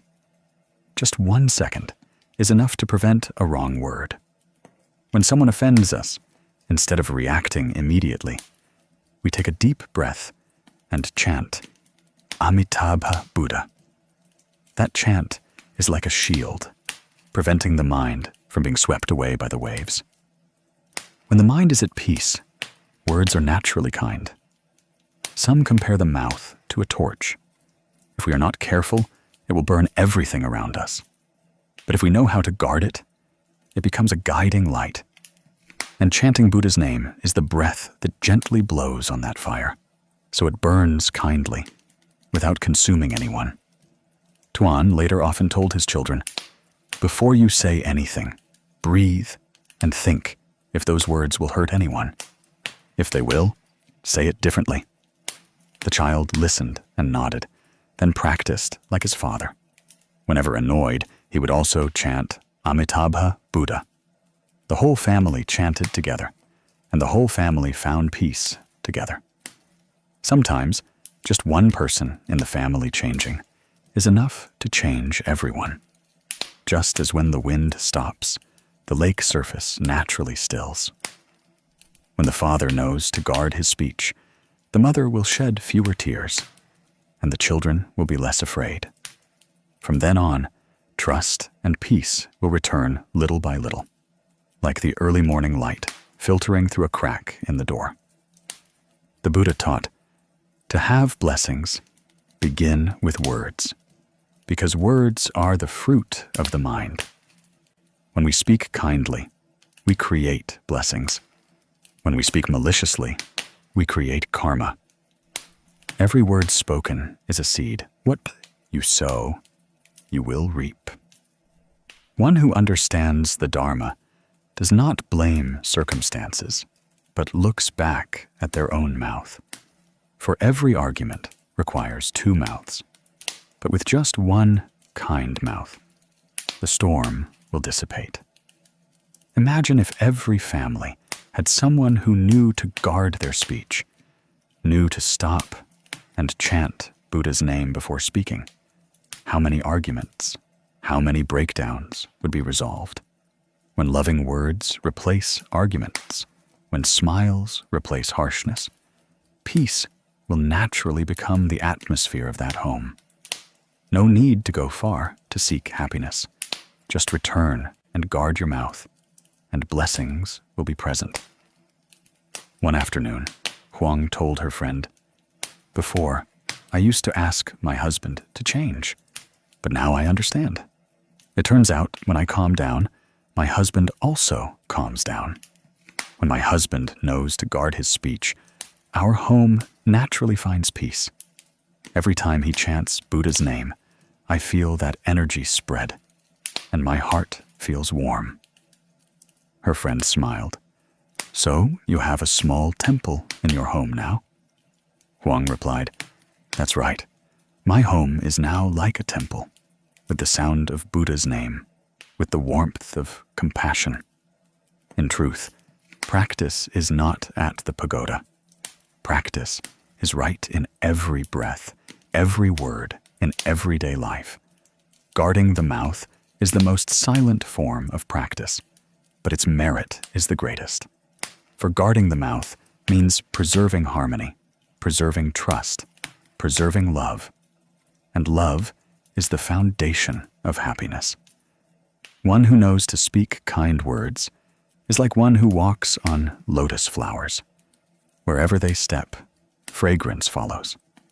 If every morning we begin with chanting Buddha's name and remind ourselves, 'Today I will speak kind words,' then that is already a blessed day. Amidst the noise of the world, if we can keep our breath in mindfulness, keep our mouth in loving speech, then even if there's a storm around us, our heart will remain peaceful." Finally, remember the Buddha's words. Guard the mouth is guard the mind. When the mind is at peace, all things are at peace. Let our mouth speak good things, so that our home becomes a sanctuary of peace. Let every word be a flower, every smile a scripture. Then happiness will no longer be something to seek, but something we are living. Some afternoons, passing through a small alley, we hear a father scolding his child, a wife reproaching her husband, a child arguing back at their mother. These sounds seem commonplace, but if we listen carefully, we realize that in every word there is the flavor of suffering, of habit, of wounds passed from generation to generation. Many people do not realize that seemingly harmless phrases, fleeting, harsh words, can become seeds of suffering deeply planted in the hearts of loved ones. Because words are a form of energy, and that energy never disappears. It only transfers from one person to another, from one generation to the next, like an underground stream of karma, silent but persistent. There is a saying in the scriptures that words are like an arrow. Once released, they cannot be taken back. People usually fear evil deeds, killing and stealing, but few fear words. That is why families break apart just because of thoughtless words, and friends become distant because of one harsh remark. Among the myriad karmas that humans create, verbal karma is the easiest to commit, but also the hardest to recognize, because we speak daily, unconsciously, to react, to prove to win. And in those words, we inadvertently sow many seeds of suffering, not knowing that we ourselves will reap the fruit of those seeds in the very near future. But the fruit of words does not stop at the listener and the speaker. It permeates life, forming habits and then becoming character. A person accustomed to speaking harsh words will develop a sullen face, a heavy gait, a restless mind. A child who grows up being scolded will learn to use words to defend, to resist, to vent anger. Then, when they grow up, they will use the same method with others. Thus, verbal karma passes down through children and grandchildren, like an invisible legacy that no one desires. Parents sow harsh words. Children inherit hot tempers. Parents speak evil words. Children absorb fear. Sometimes, just one word in a moment of lost control is enough to break a relationship or leave a permanent scar in the listener's heart. The Buddha once taught that karma is created not only through actions, but also through thoughts and words. Words are the bridge between the mind and the world. When the mind is not pure, the mouth will easily speak evil. When the mind is angry, words become a knife. When the mind is greedy, words become a net. And when the mind is deluded, words become a smoky fog, obscuring clear wisdom. Therefore, cultivating the body is not enough. One must cultivate speech. Cultivating speech is not enough. One must cultivate the mind. For the mouth is the gateway of the mind. As the mind is, so is the mouth. If there is compassion in the mind, words will be like a cool stream. If there is anger in the mind, words will be like burning charcoal in a forest fire. If there is wisdom in the mind, words will become a light guiding others. When deeply contemplating the cause and effect of verbal karma, we will see that words never end in the present. A harsh word can sow fear in the listener's heart. Then that person carries that fear and interacts with the world, giving rise to countless consequences. A kind word can sow peace, which then spreads like ripples. Similarly, if parents speak harshly, children learn harshness. If parents know to be silent, children learn mindfulness. If parents know to speak good words, children learn how to love. That is why the ancients said, one person cultivating speech, the whole family enjoys blessings. Not because words have magic, but because words emit energy. That energy passes through the home, enters people's hearts, and forms the atmosphere of happiness or suffering. Once upon a time, in a village, there was a man named Thang, a truck driver.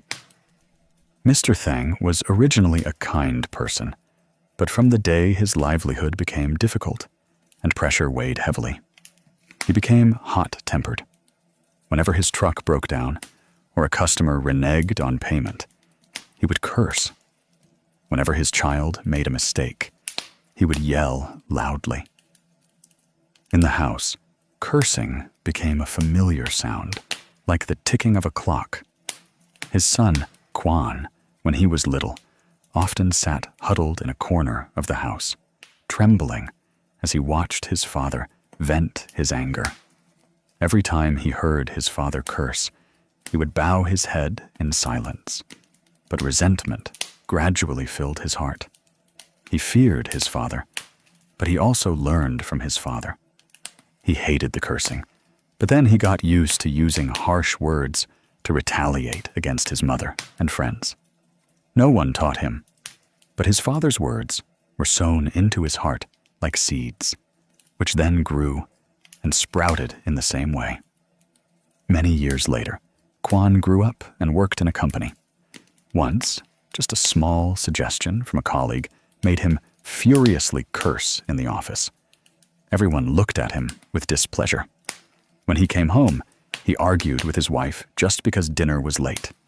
Shouts echoed again in the small house, exactly like how he used to hear his father yell at his mother, until his young son, frightened, hugged his head and cried. Quan suddenly saw the image of his younger self trembling in the kitchen corner. It was then that he understood that his father's cursing from long ago was still alive within him. still being passed down to the third generation. It was like a flame passed from hand to hand, burning endlessly if no one bothered to stop it.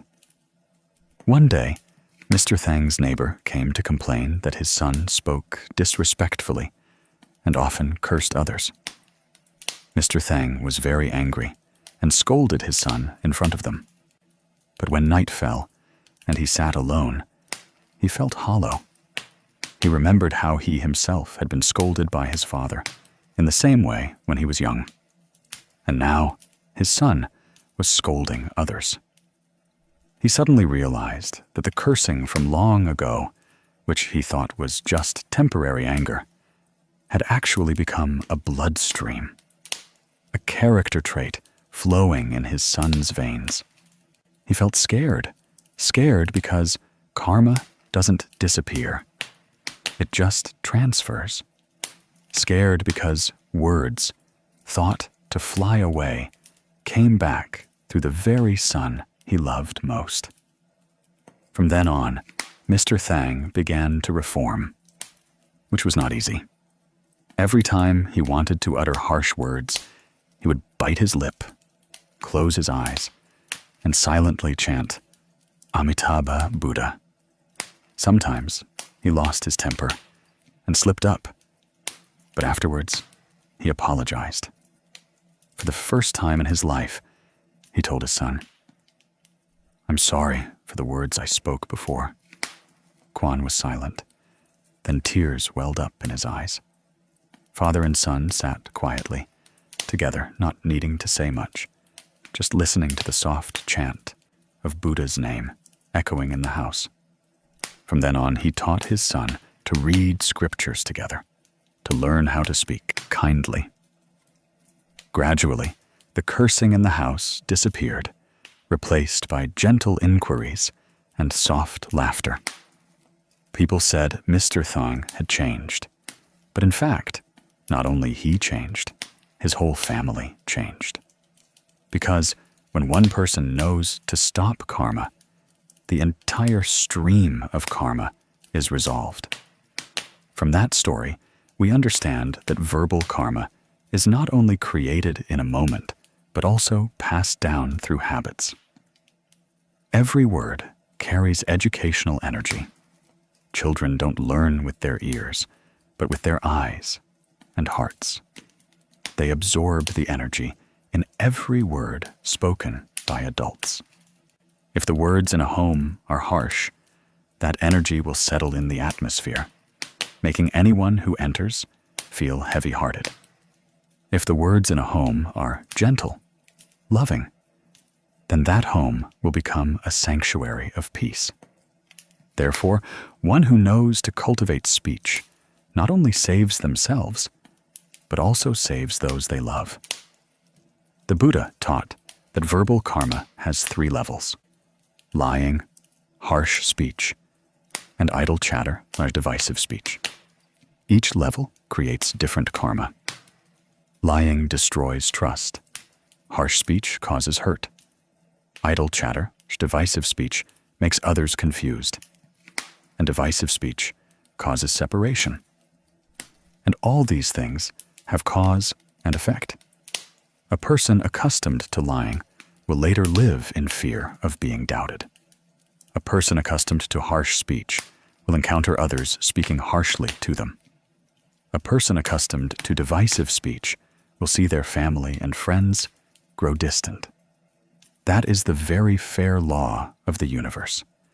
No one can escape karma. One can only transform it with mindfulness and compassion. In the Anguttara Nikaya, the Buddha taught that one who speaks truthful words, harmonious words, loving words, and timely words will be reborn in a good realm, loved and respected by all. This means that speaking kindly is not just politeness, but a path to creating merit. Merit is not far away, but in every word spoken daily. A word of empathy is also merit. A sincere compliment is also merit. A moment of silence to avoid hurting anyone is also merit. When we understand this, we will see that cultivating speech is not only to avoid bad karma, but also to create blessings for ourselves and our descendants. The ancients said, "Words cost no money to buy. Choose words well to please each other." But if it's only about pleasing each other, that's just the outer layer. Buddhism teaches us to speak in accordance with the mind, at the right time, in the right place. To speak so that the listener finds peace, not so that we win. To speak to illuminate, not to tear down. To speak to connect, not to separate. When we cultivate speech, we are guarding the door to our mind. For whenever speech is controlled, the mind also becomes brighter. When the mind is bright, actions are kind, karma naturally dissipates, and when karma stops, blessings naturally come. Many people ask how to stop verbal karma. The answer lies right in every breath. Whenever you want to say something, stop. Take a deep breath and chant Buddha's name once. Let that moment of silence soothe the mind. When the mind is calm, words will be gentle. When the mind is agitated, words will burn. Like a fire, if you know how to use it to light, it illuminates. If not, it consumes. Similarly, the mouth can create happiness or suffering. All depends on a moment of mindfulness. Cultivating speech is cultivating that mindfulness. Mindfulness of a righteous mind, righteous wisdom, righteous intention.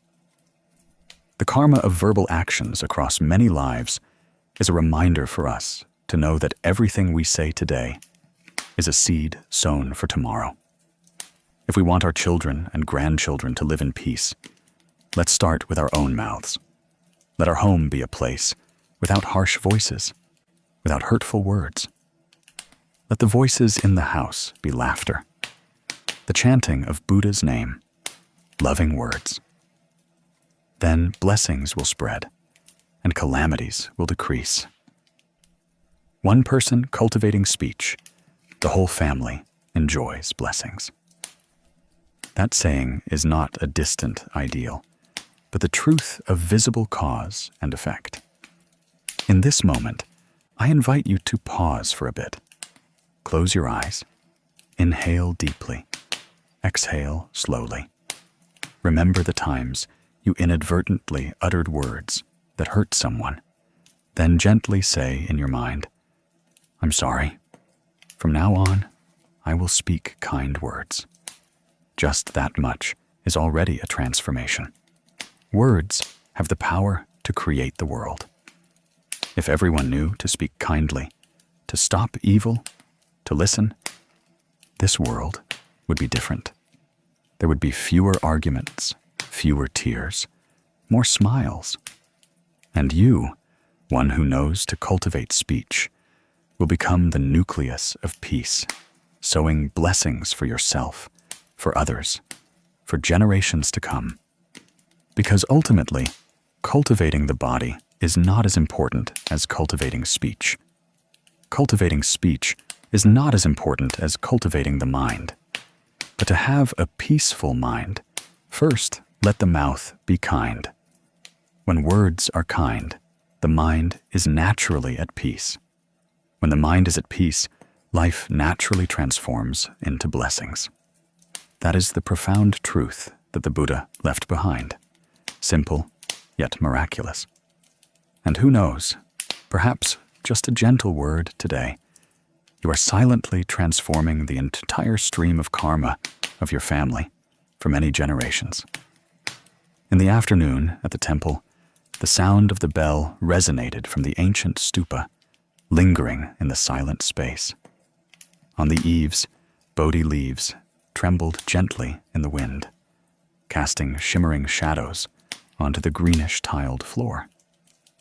A visitor stopped, listening silently to the bell, and felt their heart settle, as if there was something they wanted to say, but refrained. They remembered an old teaching. Words are like fire. If guarded, they warm.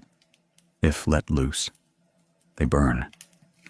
That saying, though simple, held a secret of the Dharma and of life, of cultivating the mind and cultivating speech, of peace and suffering. Today, people speak more than ever. Just a line of text sent, a thoughtless comment. An angry word in a moment can hurt someone for life. Some lose friends just because of a word. Some families break apart because of a single accusation. Some people still feel tormented after many years just because of a word slipped out that cannot be taken back. Meanwhile, few think that words also create karma. Our mouth is like a torch. If held steadily and mindfully, it can illuminate the path in the dark night. But if held with an angry mind, it will burn one's own hands. In Buddhist scriptures, there is a story about a young bhikkhu named Ananda, who once let his words become a fire that burned others' hearts. And it was through this that he realized a great lesson about the power of words. That story is recorded as an eternal reminder for all who wish to cultivate the mind, but forget that the mouth is also the gateway of karma. In those days, after the Buddha had settled at the Jetavana monastery, many disciples gathered to hear the Dharma and teach it to the multitude. Bhikkhu Ananda was young, sharp-witted, and his teachings often flowed eloquently, earning him much respect. One afternoon, when invited to teach before the monastic community, Ananda inadvertently uttered a mild criticism about another fellow bhikkhu. It was just a fleeting remark, not malicious, but the one criticized heard it, silently bowed his head, and tears streamed down his face. After the discourse, that bhikkhu left the hall without saying a word. Ananda still didn't realize what he had just caused, for he thought it was just an honest observation. What could be wrong with it? That night, in the monastery, the Buddha called Ananda. He asked, "Ananda, did you light a torch in another person's heart today?" Ananda was stunned, not understanding. The Buddha pointed to the oil lamp burning before them and taught, "Words are also like fire. If you offer that fire with a bright mind, it will illuminate the path for others. But if you offer it with an ignorant mind, it will burn people's clothes and burn people's hearts. When the mouth speaks without the mind observing, that is the spark of karma." Ananda was suddenly shocked. A fire of shame flared up in his heart, burning away the very arrogance he hadn't recognized for so long. He knelt down, clasped his hands, and repented. The compassionate Buddha continued, "Guard your speech as you guard fire. Fire can cook food, warm, illuminate, but it can also burn down houses, burn away your blessings if you are not mindful." From then on, whenever he was about to give a discourse or speak a word, Ananda would pause, take a deep breath, and observe his mind, asking himself, "Am I speaking to hurt or to outdo others?" Only when his heart was clear would he open his mouth. After that day, Ananda no longer used words to judge anyone. He spoke less, but every word was light as the wind, cool as a stream, permeating people's hearts, sounding like drops of compassion. People said that Ananda's profound silence opened more minds than 1,000 discourses, for words can illuminate. But the stillness that comes from understanding is the deepest light. Guarding the mouth is not just guarding words, but guarding the mind. Some words are not yet spoken, but have already created karma in thought. Some words seem harmless, but sow sorrow in others. A critical word can make a person self-conscious for life. A scolding word can make a person's spirit collapse. But also, a word of comfort, a word of encouragement, can save a desperate life. That is why the Buddha taught that right speech is one of the 8 paths to enlightenment. Truthful, loving, harmonious, beneficial words. These are the 4 guiding lights for those who wish to cultivate speech. The ancients compared the mouth to the jewel gate of the mind. When the gate opens, a kind mind is revealed. If the mind has compassion, words will be kind. If the mind still has anger, the mouth will be like a knife. Therefore, cultivating speech is not forcing oneself to be silent, but transforming the mind before speaking. When there is light in the heart, words will naturally become gentle. When there is darkness in the heart, no matter how eloquent the words, they will carry the smoky odor of anger. Someone asked, if silence is golden, should one say nothing to avoid creating verbal karma? The Buddha taught that silence is not avoidance, but knowing when to speak, and speaking with mindfulness. Silence to listen, to observe, to see the root of words. When words arise from compassion, they are no longer karma, but a virtue. But if silence is out of fear, out of selfishness, out of not daring to speak what is right, then that is also a form of ignorance. Therefore, the wise not only know when to be silent, but also when to speak. They know how to speak so that people's hearts blossom, not burn to ashes. The story of Anandai reminds us of life today. How many people are like him in those days, deeply hurting others just because of a careless word? A father, in a moment of anger, scolds his child with harsh words, causing the child to carry an inferiority complex for life. A wife, in a moment of distress, speaks words of separation, causing the family to fracture.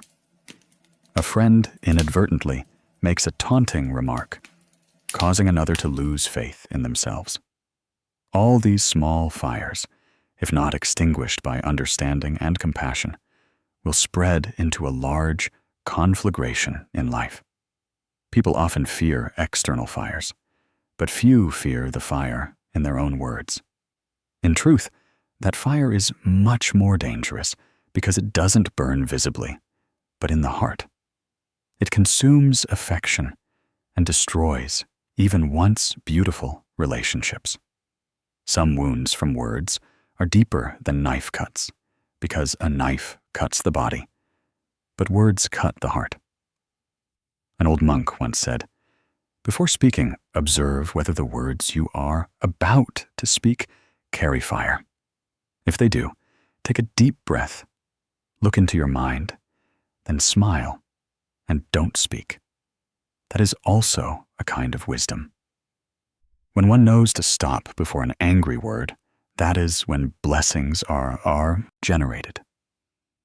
For in that moment, they not only save others, but also save themselves. If everyone knew to guard their speech as they guard fire, this world would have much less suffering.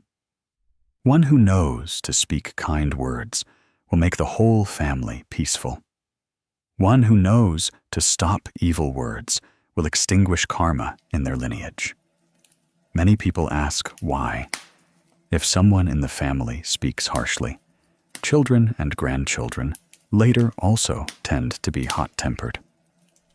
This is because karma is transmitted not only through actions, but also through the energy of words. Parents' words are seeds sown in their children's hearts. If those seeds are fire, the children will grow up with that fire in their hearts. If those seeds are cool water, the children will grow up knowing compassion and patience. The Buddha once taught that every word we speak flies into space, not disappearing, but returning according to cause and condition. When we speak kindly, that energy will find its way back, bringing peace. When we speak maliciously, that energy also returns, but brings suffering. Words are not just sounds, but karmic force. Therefore, cultivating speech is not only about keeping others at peace, but also about keeping ourselves from suffering. After realizing that lesson, Ananda became a shining example of right speech. Whenever he taught the Dharma, he always spoke with a gentle smile. Someone asked, "Why do you never speak loudly?" He simply replied, "Because I fear the fire in my breath." That answer was not just a metaphor, but a reminder that every breath we utter also carries the energy of the mind. If our mind is agitated, words will be agitated. If our mind is kind, words will be cool. Therefore, one who cultivates speech must first cultivate their breath. Breathe slowly. Speak slowly. Think slowly. That is the way to guard the fire. In quiet nights, Ananda often sat under a Bodhi tree, closing his eyes and listening to the wind. He saw every inhale and exhale as a small stream of fire. Keeping that fire burning brightly, but not fiercely, is keeping one's heart at peace. Fire is not inherently bad, nor are words. Whether they are bad or good depends on the mind of the one holding that fire. When the mind is bright, fire illuminates the path. When the mind is dark, fire consumes people. That is why the Buddha taught that no one can harm us with words if there is no fire within us to burn along with those words. Here we suddenly understand that guarding the mouth is not just about not speaking evil, but about training the mind to be calm before all praise and criticism. When we are not swayed by others' words, we are also less likely to utter words that hurt others. Therefore, cultivating speech is cultivating the mind. When the mind is at peace, the mouth is naturally kind. When the mind is agitated, words are naturally harsh. Kind words arise from a calm heart, not from forced effort. In everyday life, if someone offends us, instead of reacting immediately, take a breath, exhale deeply. Observe that their words are their fire. We don't need to borrow that fire to burn our own hearts. Just that 1 second, we have overcome a lifetime of karma. For in life, much suffering does not come from outside, but from our choice to let the fire of others' words burn in our own minds. One who knows to guard their speech is one who knows to guard peace. One who knows to speak kind words is one who knows to sow blessings. In a family, if the father knows to speak harmoniously and the mother knows to speak warmly, the children will grow up in the light of kind fire.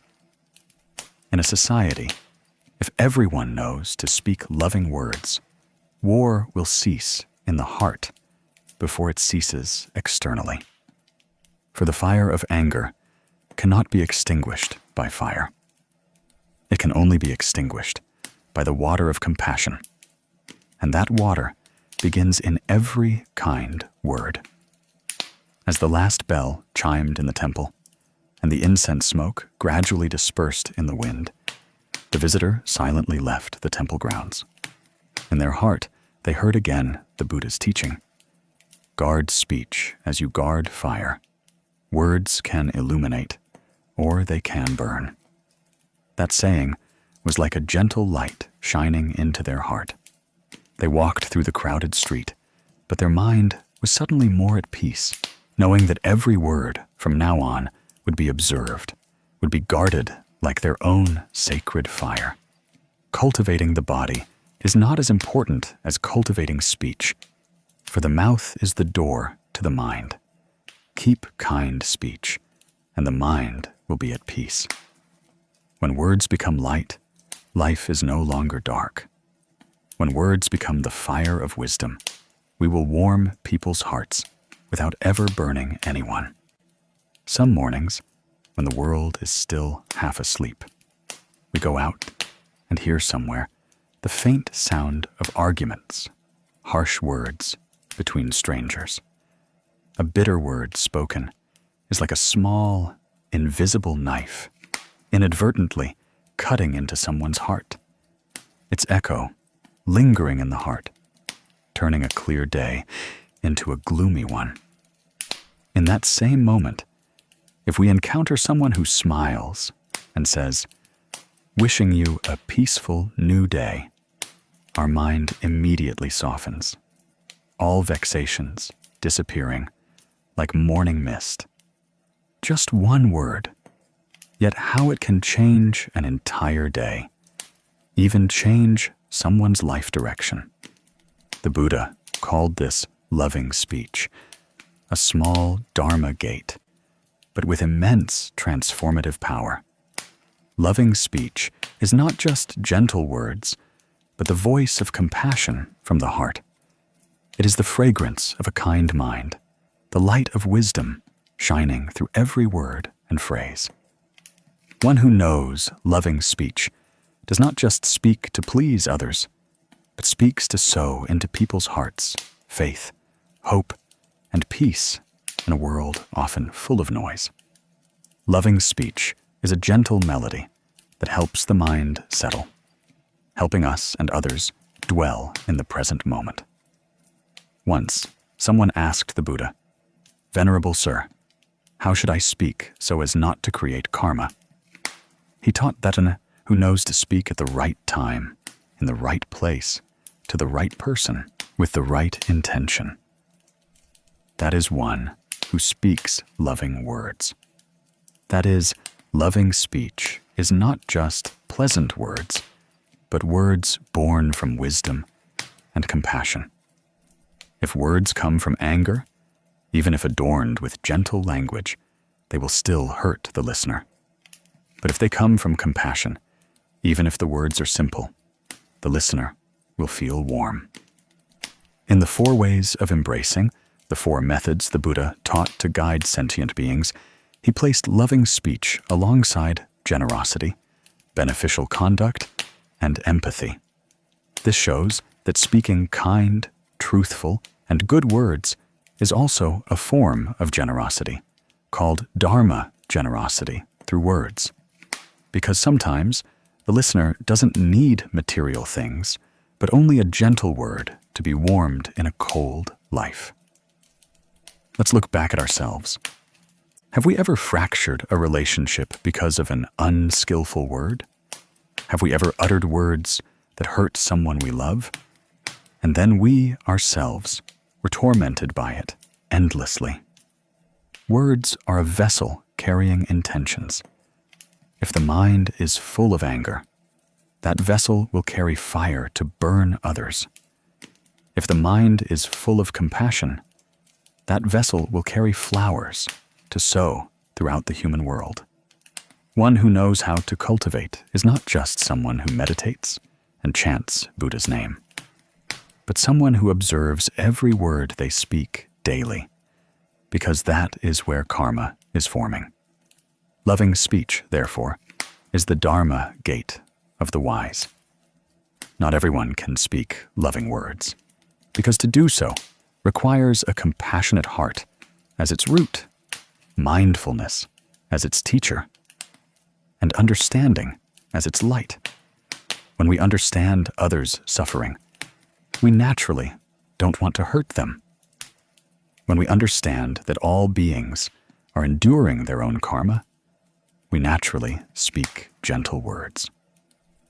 Loving speech does not come from forced effort, but from a soul that knows compassion, like a raindrop falling into mud, yet remaining clear. One who speaks loving words amidst the noisy world still preserves the purity in their heart. A kind word can dispel a cloud of anger in another's heart. A word of empathy can heal wounds that seemed closed. Every time we speak a loving word, we contribute to soothing this world. And when the world is soothed, our own mind is more at peace. Once, a regular bus driver named Kai didn't understand this. He had been working for over 10 years, driving his bus every day, carrying hundreds of people through dusty roads. His life was repetitive, dull, and sometimes tiring. He was a quiet person, but easily irritable. If a passenger was clumsy or slow to pay, he would snap at them. One day, he lost his temper with an old woman who was slow, making the whole bus fall silent. One afternoon, while resting at the bus stop, he heard a Dharma talk from a venerable teacher through a small loudspeaker. Loving speech is the Dharma gate of compassion. One who can speak loving words is like one who spreads the fragrance of compassion throughout the human world. A kind word, a gentle smile, is also sowing blessings. For some reason, that saying stayed in his mind. He asked himself if, after living for decades, he had ever made anyone happy with his words. That night, returning home, he tried to practice. He looked at his wife, who was silently cooking and taking care of their child, and realized how rarely he had spoken kindly to her. He gently said, "Thank you, darling. Dinner is delicious today." His wife looked up, surprised, then smiled. Her smile made him feel warm inside. The next morning, he promised himself that every day he would say at least one thing to make someone else happy. The first day, he found it very difficult. He was used to harsh words, and now speaking gentle words felt unnatural. When a student got on the bus, he suddenly blurted out, "You're so diligent in your studies. You're doing great." The boy was shy, but smiled. Kai felt lighthearted, suddenly happy all day. The next day, seeing an old woman carrying a heavy bag, he said, "You're so strong, ma'am. You walk so steadily." The old woman replied, "Thanks to you, I feel younger." Days passed. Months came. He realized something miraculous. Passengers who used to avoid him now actively greeted him. Children called him Uncle Kai, the kind one. The elderly on the bus greeted him with smiles. The bus, once noisy, now seemed happier. No one changed his circumstances, but his own words changed the world around him. Every kind word was like a seed he sowed on people's faces. And when those seeds sprouted, he felt flowers blooming in his own heart. Kai recounted, "I never thought a word could change a person's life. But when I spoke good things, my heart found peace. When I made others happy, I felt loved myself. Now I understand that practice is not a distant matter. Practice is when we learn to speak words that bring peace to others." The Buddha taught, "A kind word, a step towards nirvana," because words are the mouth of karma. When we speak kindly, we are purifying verbal karma. When we speak with a compassionate heart, we are cultivating the mind. Nirvana is not far away, but right in the moment, we utter a kind word. When the mind is no longer controlled by anger, we have touched peace. One who cultivates loving speech is not to be praised for being eloquent, but to sow true joy. They understand that speaking loving words is also practicing mindfulness. Every word is weighed and considered, not led by ignorance. When speaking, they know exactly what seeds they're sowing. A kind seed sown will surely reap the fruit of peace. In life, we can begin cultivating loving speech with very small things. When we meet someone, instead of judging, we try to say an encouraging word. When we see someone do good, we don't hold back a compliment. When we see someone make a mistake, we gently remind them. When we see someone suffering, we just listen. Sometimes saying nothing is also loving speech. For silence in compassion is also a form of unspoken words. Someone asked, "If someone offends me, what should I do to speak loving words?" The Buddha taught, "If someone throws a torch at you, do you want to pick up that torch and burn yourself? Another person's anger is like fire. If we receive it with anger, we burn with them. But if we receive it with compassion, that fire will extinguish. That is the power of loving speech. It does not react with anger, but responds with understanding." When a person knows to cultivate through loving speech, their face will gradually change. Their eyes become brighter. Their lips smile more often. Their mind is light as a cloud. For words are the echo of the mind. If the mind is kind, the mouth is kind. If the mouth is kind, life will be good. One who speaks kind words makes others feel at ease wherever they go. Like a lotus in a pond, even surrounded by murky water, the flower still emits a pure fragrance. Sometimes we think that practice requires going to a pagoda, chanting sutras, or meditating. But the Buddha clearly pointed out that simply knowing how to keep one's speech pure is already practice. For the mouth is the first door for the mind to manifest outwardly. If the mind is pure, the mouth is pure.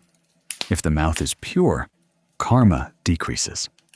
One who speaks loving words is one who is taking daily steps towards nirvana while still living in the world. As dusk falls, let's reflect on the day that has passed and ask ourselves, today, have I spoken a word that made anyone happy? If not, we still owe life a good seed. If so, we have contributed a drop of cool water to the river of humanity. Let's practice one loving word every day, not so that others will be grateful to us, but so that our own heart is no longer dry and barren. When we speak a kind word, we are watering ourselves. One day, Mr. Kai, the driver, carried a young woman on his bus. She was crying. He didn't ask why, just said, "Dear, everything will be all right." She looked up, surprised, then gently nodded. The next day, she returned, bringing him a package of cookies, and said, "Thank you, Uncle. Yesterday, your words stopped me from contemplating something foolish." He was stunned, understanding that just a gentle word could save a life. From then on, he believed even more that loving speech is a truly compassionate Dharma gate, not just kept in the heart, but needing to be spoken and spread through words. When we speak from the heart, those words become fragrance. When we speak with good intention, those words become light. And when we speak with mindfulness, those words become the path guiding us through suffering. One who knows loving speech is one who sees the Buddha in everyone and sees themselves in everyone else. Speaking loving words is not difficult. We just need to remember that before speaking, take a deep breath. Look at the person with eyes of compassion, and then utter the words. Then, every sound we make will be a flower. Every word we speak will be fragrance. Let our words be a stream flowing through people's hearts, not a strong wind breaking young branches. Life is short. One breath out is not guaranteed to be followed by another in. Let's live so that every word is worthy of the time we have. Let's speak words that make others want to live better, that bring peace to their hearts. Then we are walking with them on the path of compassion, a path that needs no signposts. For the light of loving speech is the guiding lamp.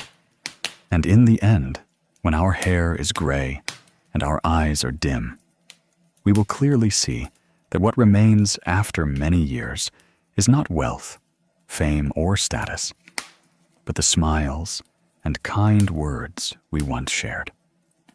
Every kind word is like a falling flower that is not lost, but transforms into fragrance spreading throughout the world. So, if today you are busy, pause for a moment.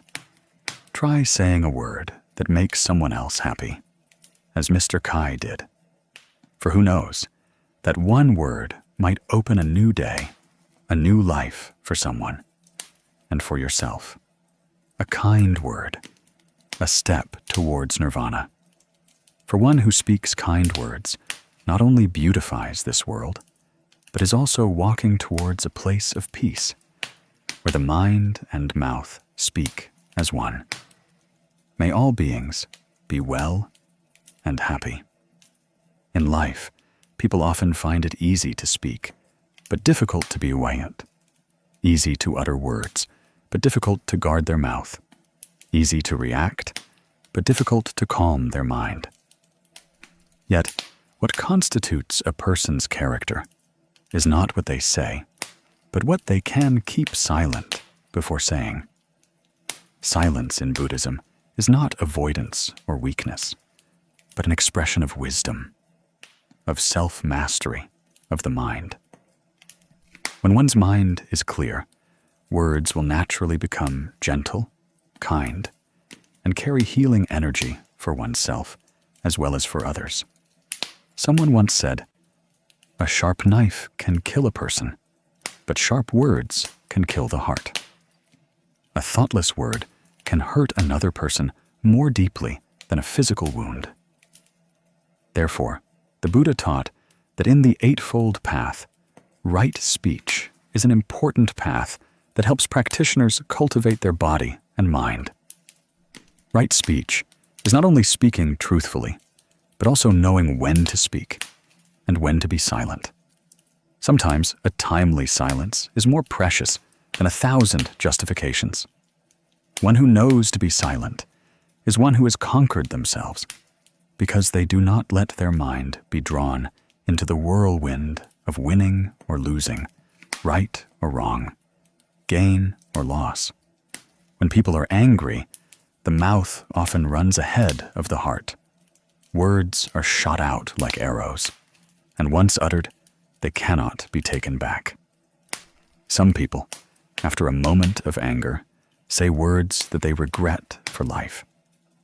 Others, because of someone else's words, develop resentment, hatred, and torment that lasts indefinitely. If one knew to stop, to breathe, to be silent for a second, perhaps calamity would not arise, and suffering would not linger. The Buddha taught that one who knows to be silent before an angry person is one with the greatest strength, because they have understood that what others say is just wind. If we don't open the door, the wind cannot enter the house. There are times when silence is the language of compassion, when we do not retaliate to insults with anger, when we choose to smile instead of argue. We are sending a message deeper than any words. We are saying, I understand. I don't need to win. I just want peace. The power of silence lies not in our avoidance, but in our ability to see through the nature of things. Every evil word originates from an agitated mind. Every curse is a cry for help from one who is suffering. If we can hear that, we will no longer want to argue, because we know that no one can hurt us if there's no room for anger in our hearts. In the Dhammapada, the Buddha taught, like a deep lake, still and clear, so is the wise one when listening to slander. Their heart remains undisturbed.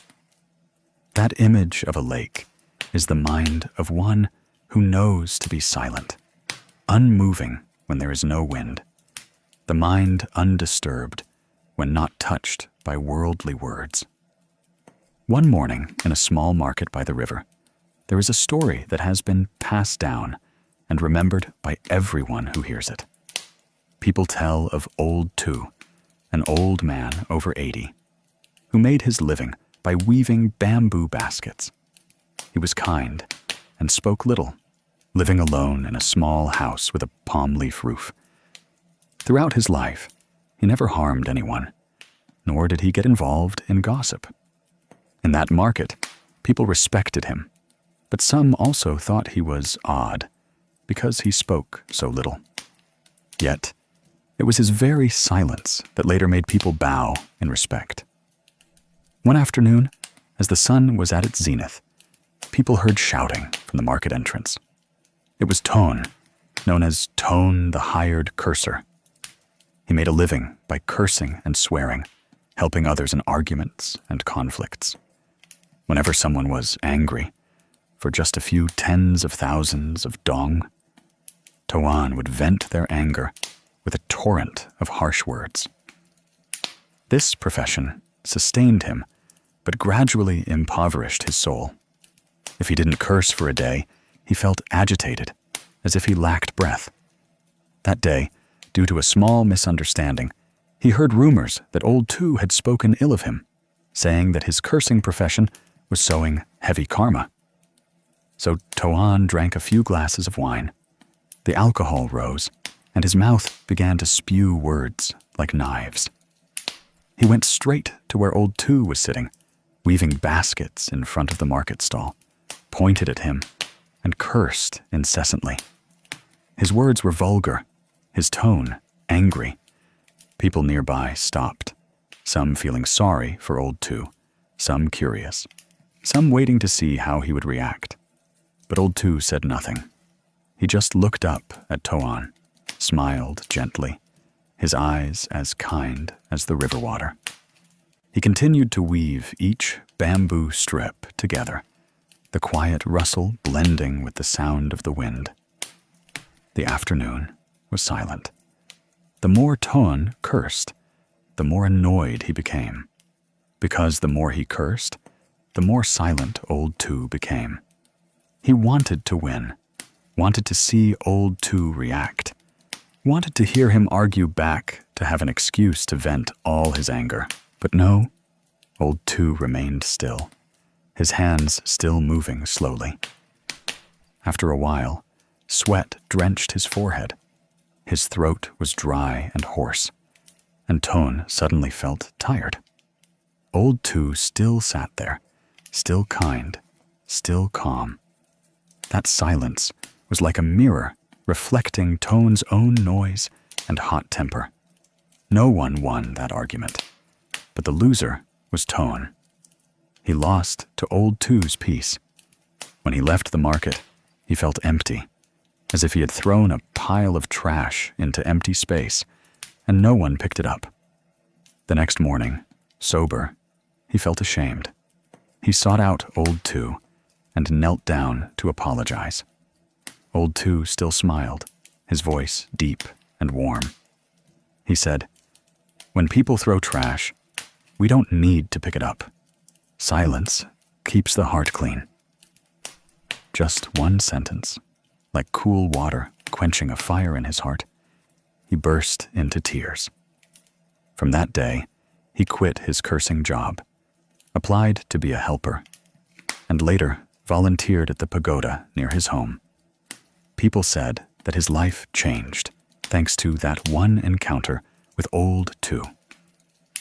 The story of Old Two is not just a market tale, but a lesson for each of us. In life, we encounter countless times being misunderstood, offended, attacked. The natural reaction is to justify, to explain, to win. But the more we want to win, the more we lose peace, energy, trust in others. But when we know to be silent, we don't lose to anyone. We only conquer ourselves. One who conquers oneself is truly strong. The Buddha taught that in every word there are three parts: the part spoken, the part others hear, and the part that remains silent in the mind. If the silent part in the mind is large enough, we will not be swept away by words. Practitioners of the Dharma need to understand that right speech is not just speaking correct words, but keeping the mind correct before speaking. Silence is a part of right speech, because in silence, our mind can see itself.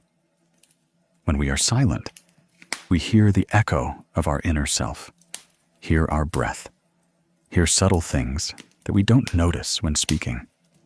Silence is the bridge between mind and wisdom. When the mind is at peace, wisdom is clear. One who knows to be silent will see that everything has its cause and effect. Every insult, every unwholesome action of others is the fruit of the seeds they have sown. If we become angry, we are only sowing another bad seed in the soil of our mind. But if we are silent, we are allowing that mind soil to rest, to refresh, so that from it can sprout seeds of compassion. One who does not understand the Dharma thinks that silence is cowardice, but one who understands the Dharma knows that silence is courage. Courage not to be dragged by an angry mind. Courage not to be controlled by the ego. Courage to choose peace instead of winning or losing. Silence is a kind of soft power. It is not noisy, not ostentatious, but it can resolve things that seem unresolvable. In daily life, everyone can practice meditation in speech. Before saying anything, pause for a breath. Ask yourself if this word needs to be said, if it will hurt anyone, if it will bring peace. If the answer is no, choose silence. That one breath is the distance between vexation and wisdom. When we are silent, we hear more. We see people's hearts, understand the suffering behind their words. The person scolding us might be suffering, afraid, hurt. If we are silent, we are helping them to soothe some of that pain. If we retaliate, we only make the suffering spread. Silence is how we cut off the stream of karma, preventing anger from spreading further. In the wind, in the breath, in the rhythm of the heart, silence still speaks. It speaks through presence. One who knows silence is truly present. When we sit beside someone without speaking, just watching and breathing with them in peace, sometimes it heals more than 1,000 words of advice. Old Two didn't need to justify, didn't need to teach anyone. He simply existed and lived like a living Dharma talk. People remembered him not because he spoke eloquently, but because he lived kindly, lived mindfully. That is the power of silence. It doesn't need to be displayed, but still makes others change. In the Zen tradition, Zen masters often teach, hear in silence, see in no words. When meditating, we don't speak, but the mind still converses with itself. We clearly see every thought, every emotion passing through. The quieter we are, the more real we see. It's the same in life. When we know to listen instead of reacting, we see the nature of everything, all praise and criticism, all honor and humiliation. They are just waves rising and then disappearing on the surface of the lake. Silence does not mean indifference, but looking at everything with a calm eye. When others get angry, we are silent to let them calm down. When others make mistakes, we are silent to let them see for themselves. When others suffer, we are silent to listen. Silence is not to separate, but to connect more deeply. The mind that knows silence is like a vast ocean, containing everything without becoming muddy. When waves rise, the ocean is still deep. When the wind blows, the ocean is still calm at its depths. One who knows silence can smile at praise as well as at criticism, because they understand that both are emptiness. The Buddha taught that if one speaks words like fragrant flowers, bringing joy and peace, that person is a speaker of the Dharma. But if words are like fire burning people's hearts, then even if correctly spoken, they are wrong words. Therefore, learning silence is also learning to speak correctly. For only when we are silent do we know which words are truly necessary to speak. Silence is the master of peace. It needs no proof, no argument. A person who is more spiritually mature speaks less, but more profoundly. They know that the important thing is not to convince others, but to keep the mind undisturbed. Every time we are silent, we return to ourselves, where there is no right or wrong, no gain or loss, only boundless stillness. When the sun sets, the sky does not contend with the moon for light. When the wind stops, the tree does not need to prove it stands firm.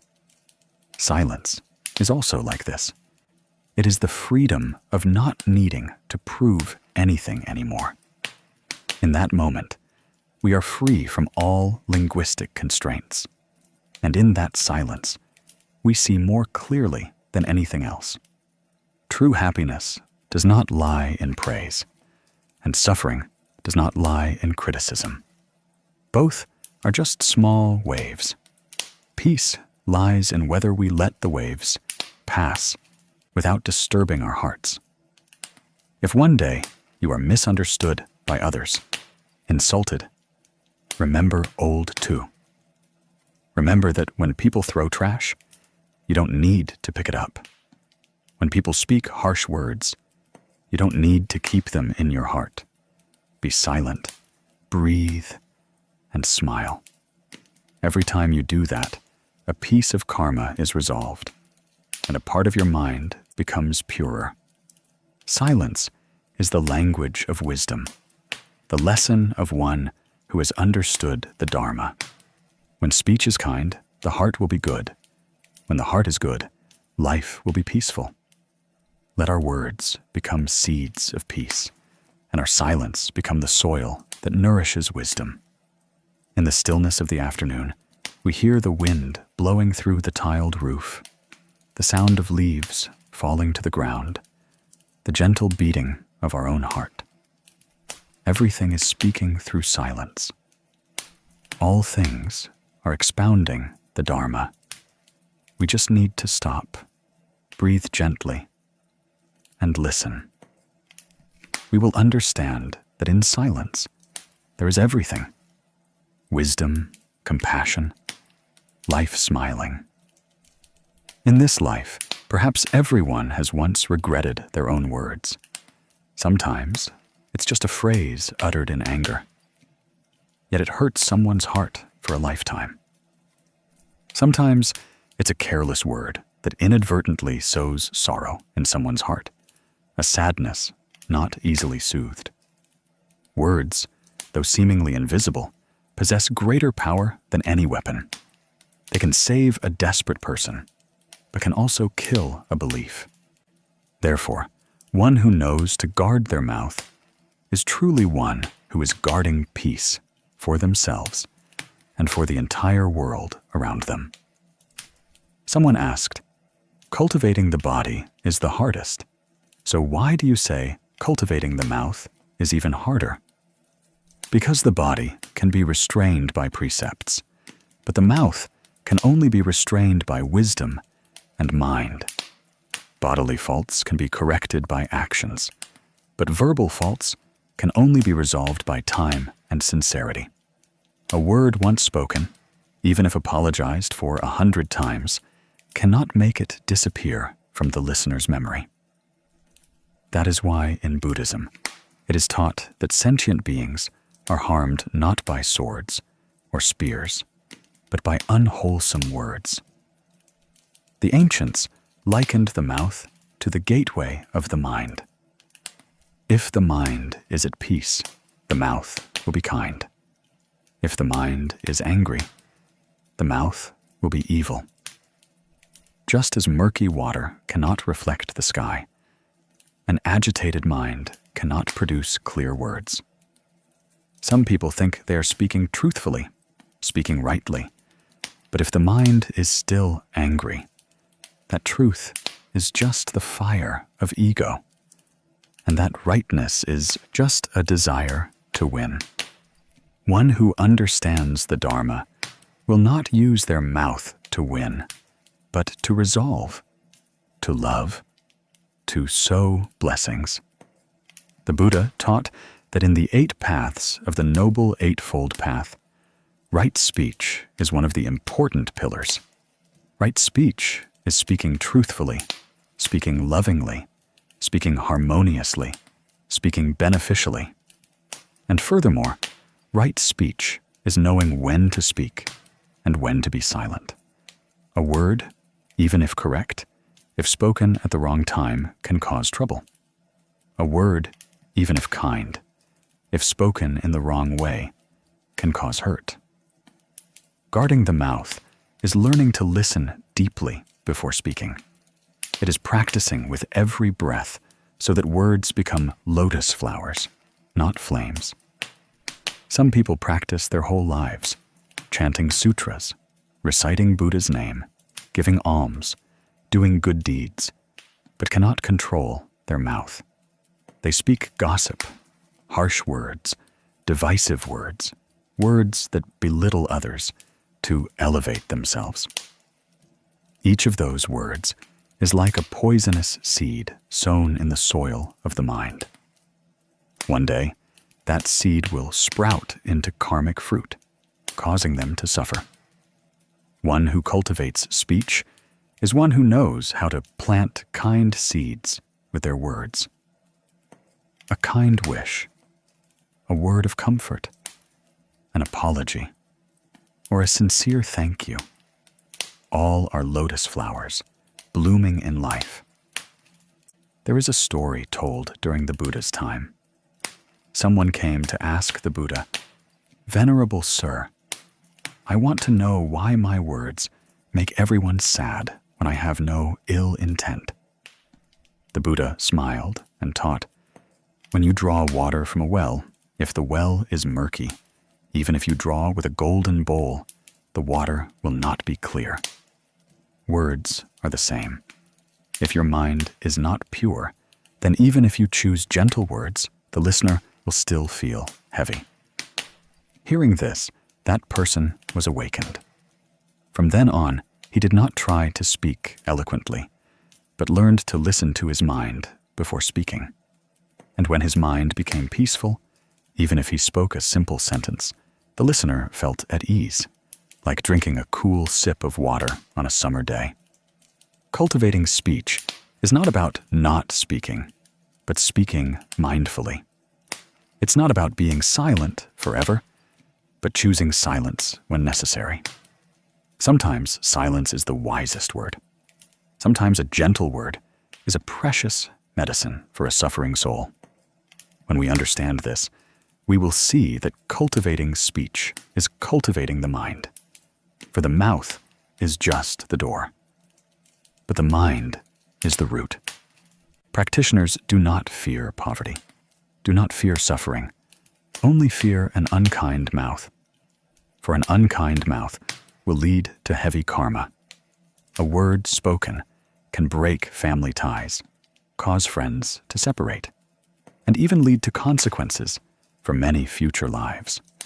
Conversely, one who knows to guard their mouth will have words always gentle, like a spring breeze, soothing others' anger, making them feel compassion. When we speak kind words, blessings will naturally come. Try to observe in this life. Those who make us feel approachable and likable are often not because they are beautiful or rich, but because their words make the listener feel at peace. A heartfelt thank you, a sincere apology, or just a timely "it's okay" is enough to soothe tired souls. And the miracle is that when we speak kind words, that kind energy will return to nourish our own mind. That is the natural law of cause and effect. No need to pray, no need to prove. One who knows to guard their mouth is also one who knows to listen. When truly listening, we don't rush to react, don't interrupt, don't judge. We listen to understand, not to respond. When we hear the suffering in others' words, our heart will open, compassion will arise. And when compassion arises, our mouth will naturally be kind, our words will become gentle. Once a young monk asked a Zen master, "Teacher, I want to know how to make my words always bring peace to others." The Zen master replied, "Before speaking, take 3 breaths. Each breath is a moment to reflect on your mind. If the mind is still angry, don't speak. If the mind still wants to win, be silent. If the mind is already kind, words will naturally be kind." The young monk remembered those words his entire life. Later, everyone who met him felt as if they were sitting beside a cool stream. Life is short. No one knows what tomorrow will bring. So why do we waste our words on phrases that hurt others? Every morning, when we wake up, let's vow that today we will speak pleasant, loving, forgiving words. Because keeping kind speech is keeping a peaceful day for ourselves. Take a deep breath. Place your hand on your chest. Feel the breath going in and out. Every breath is an opportunity to return to ourselves.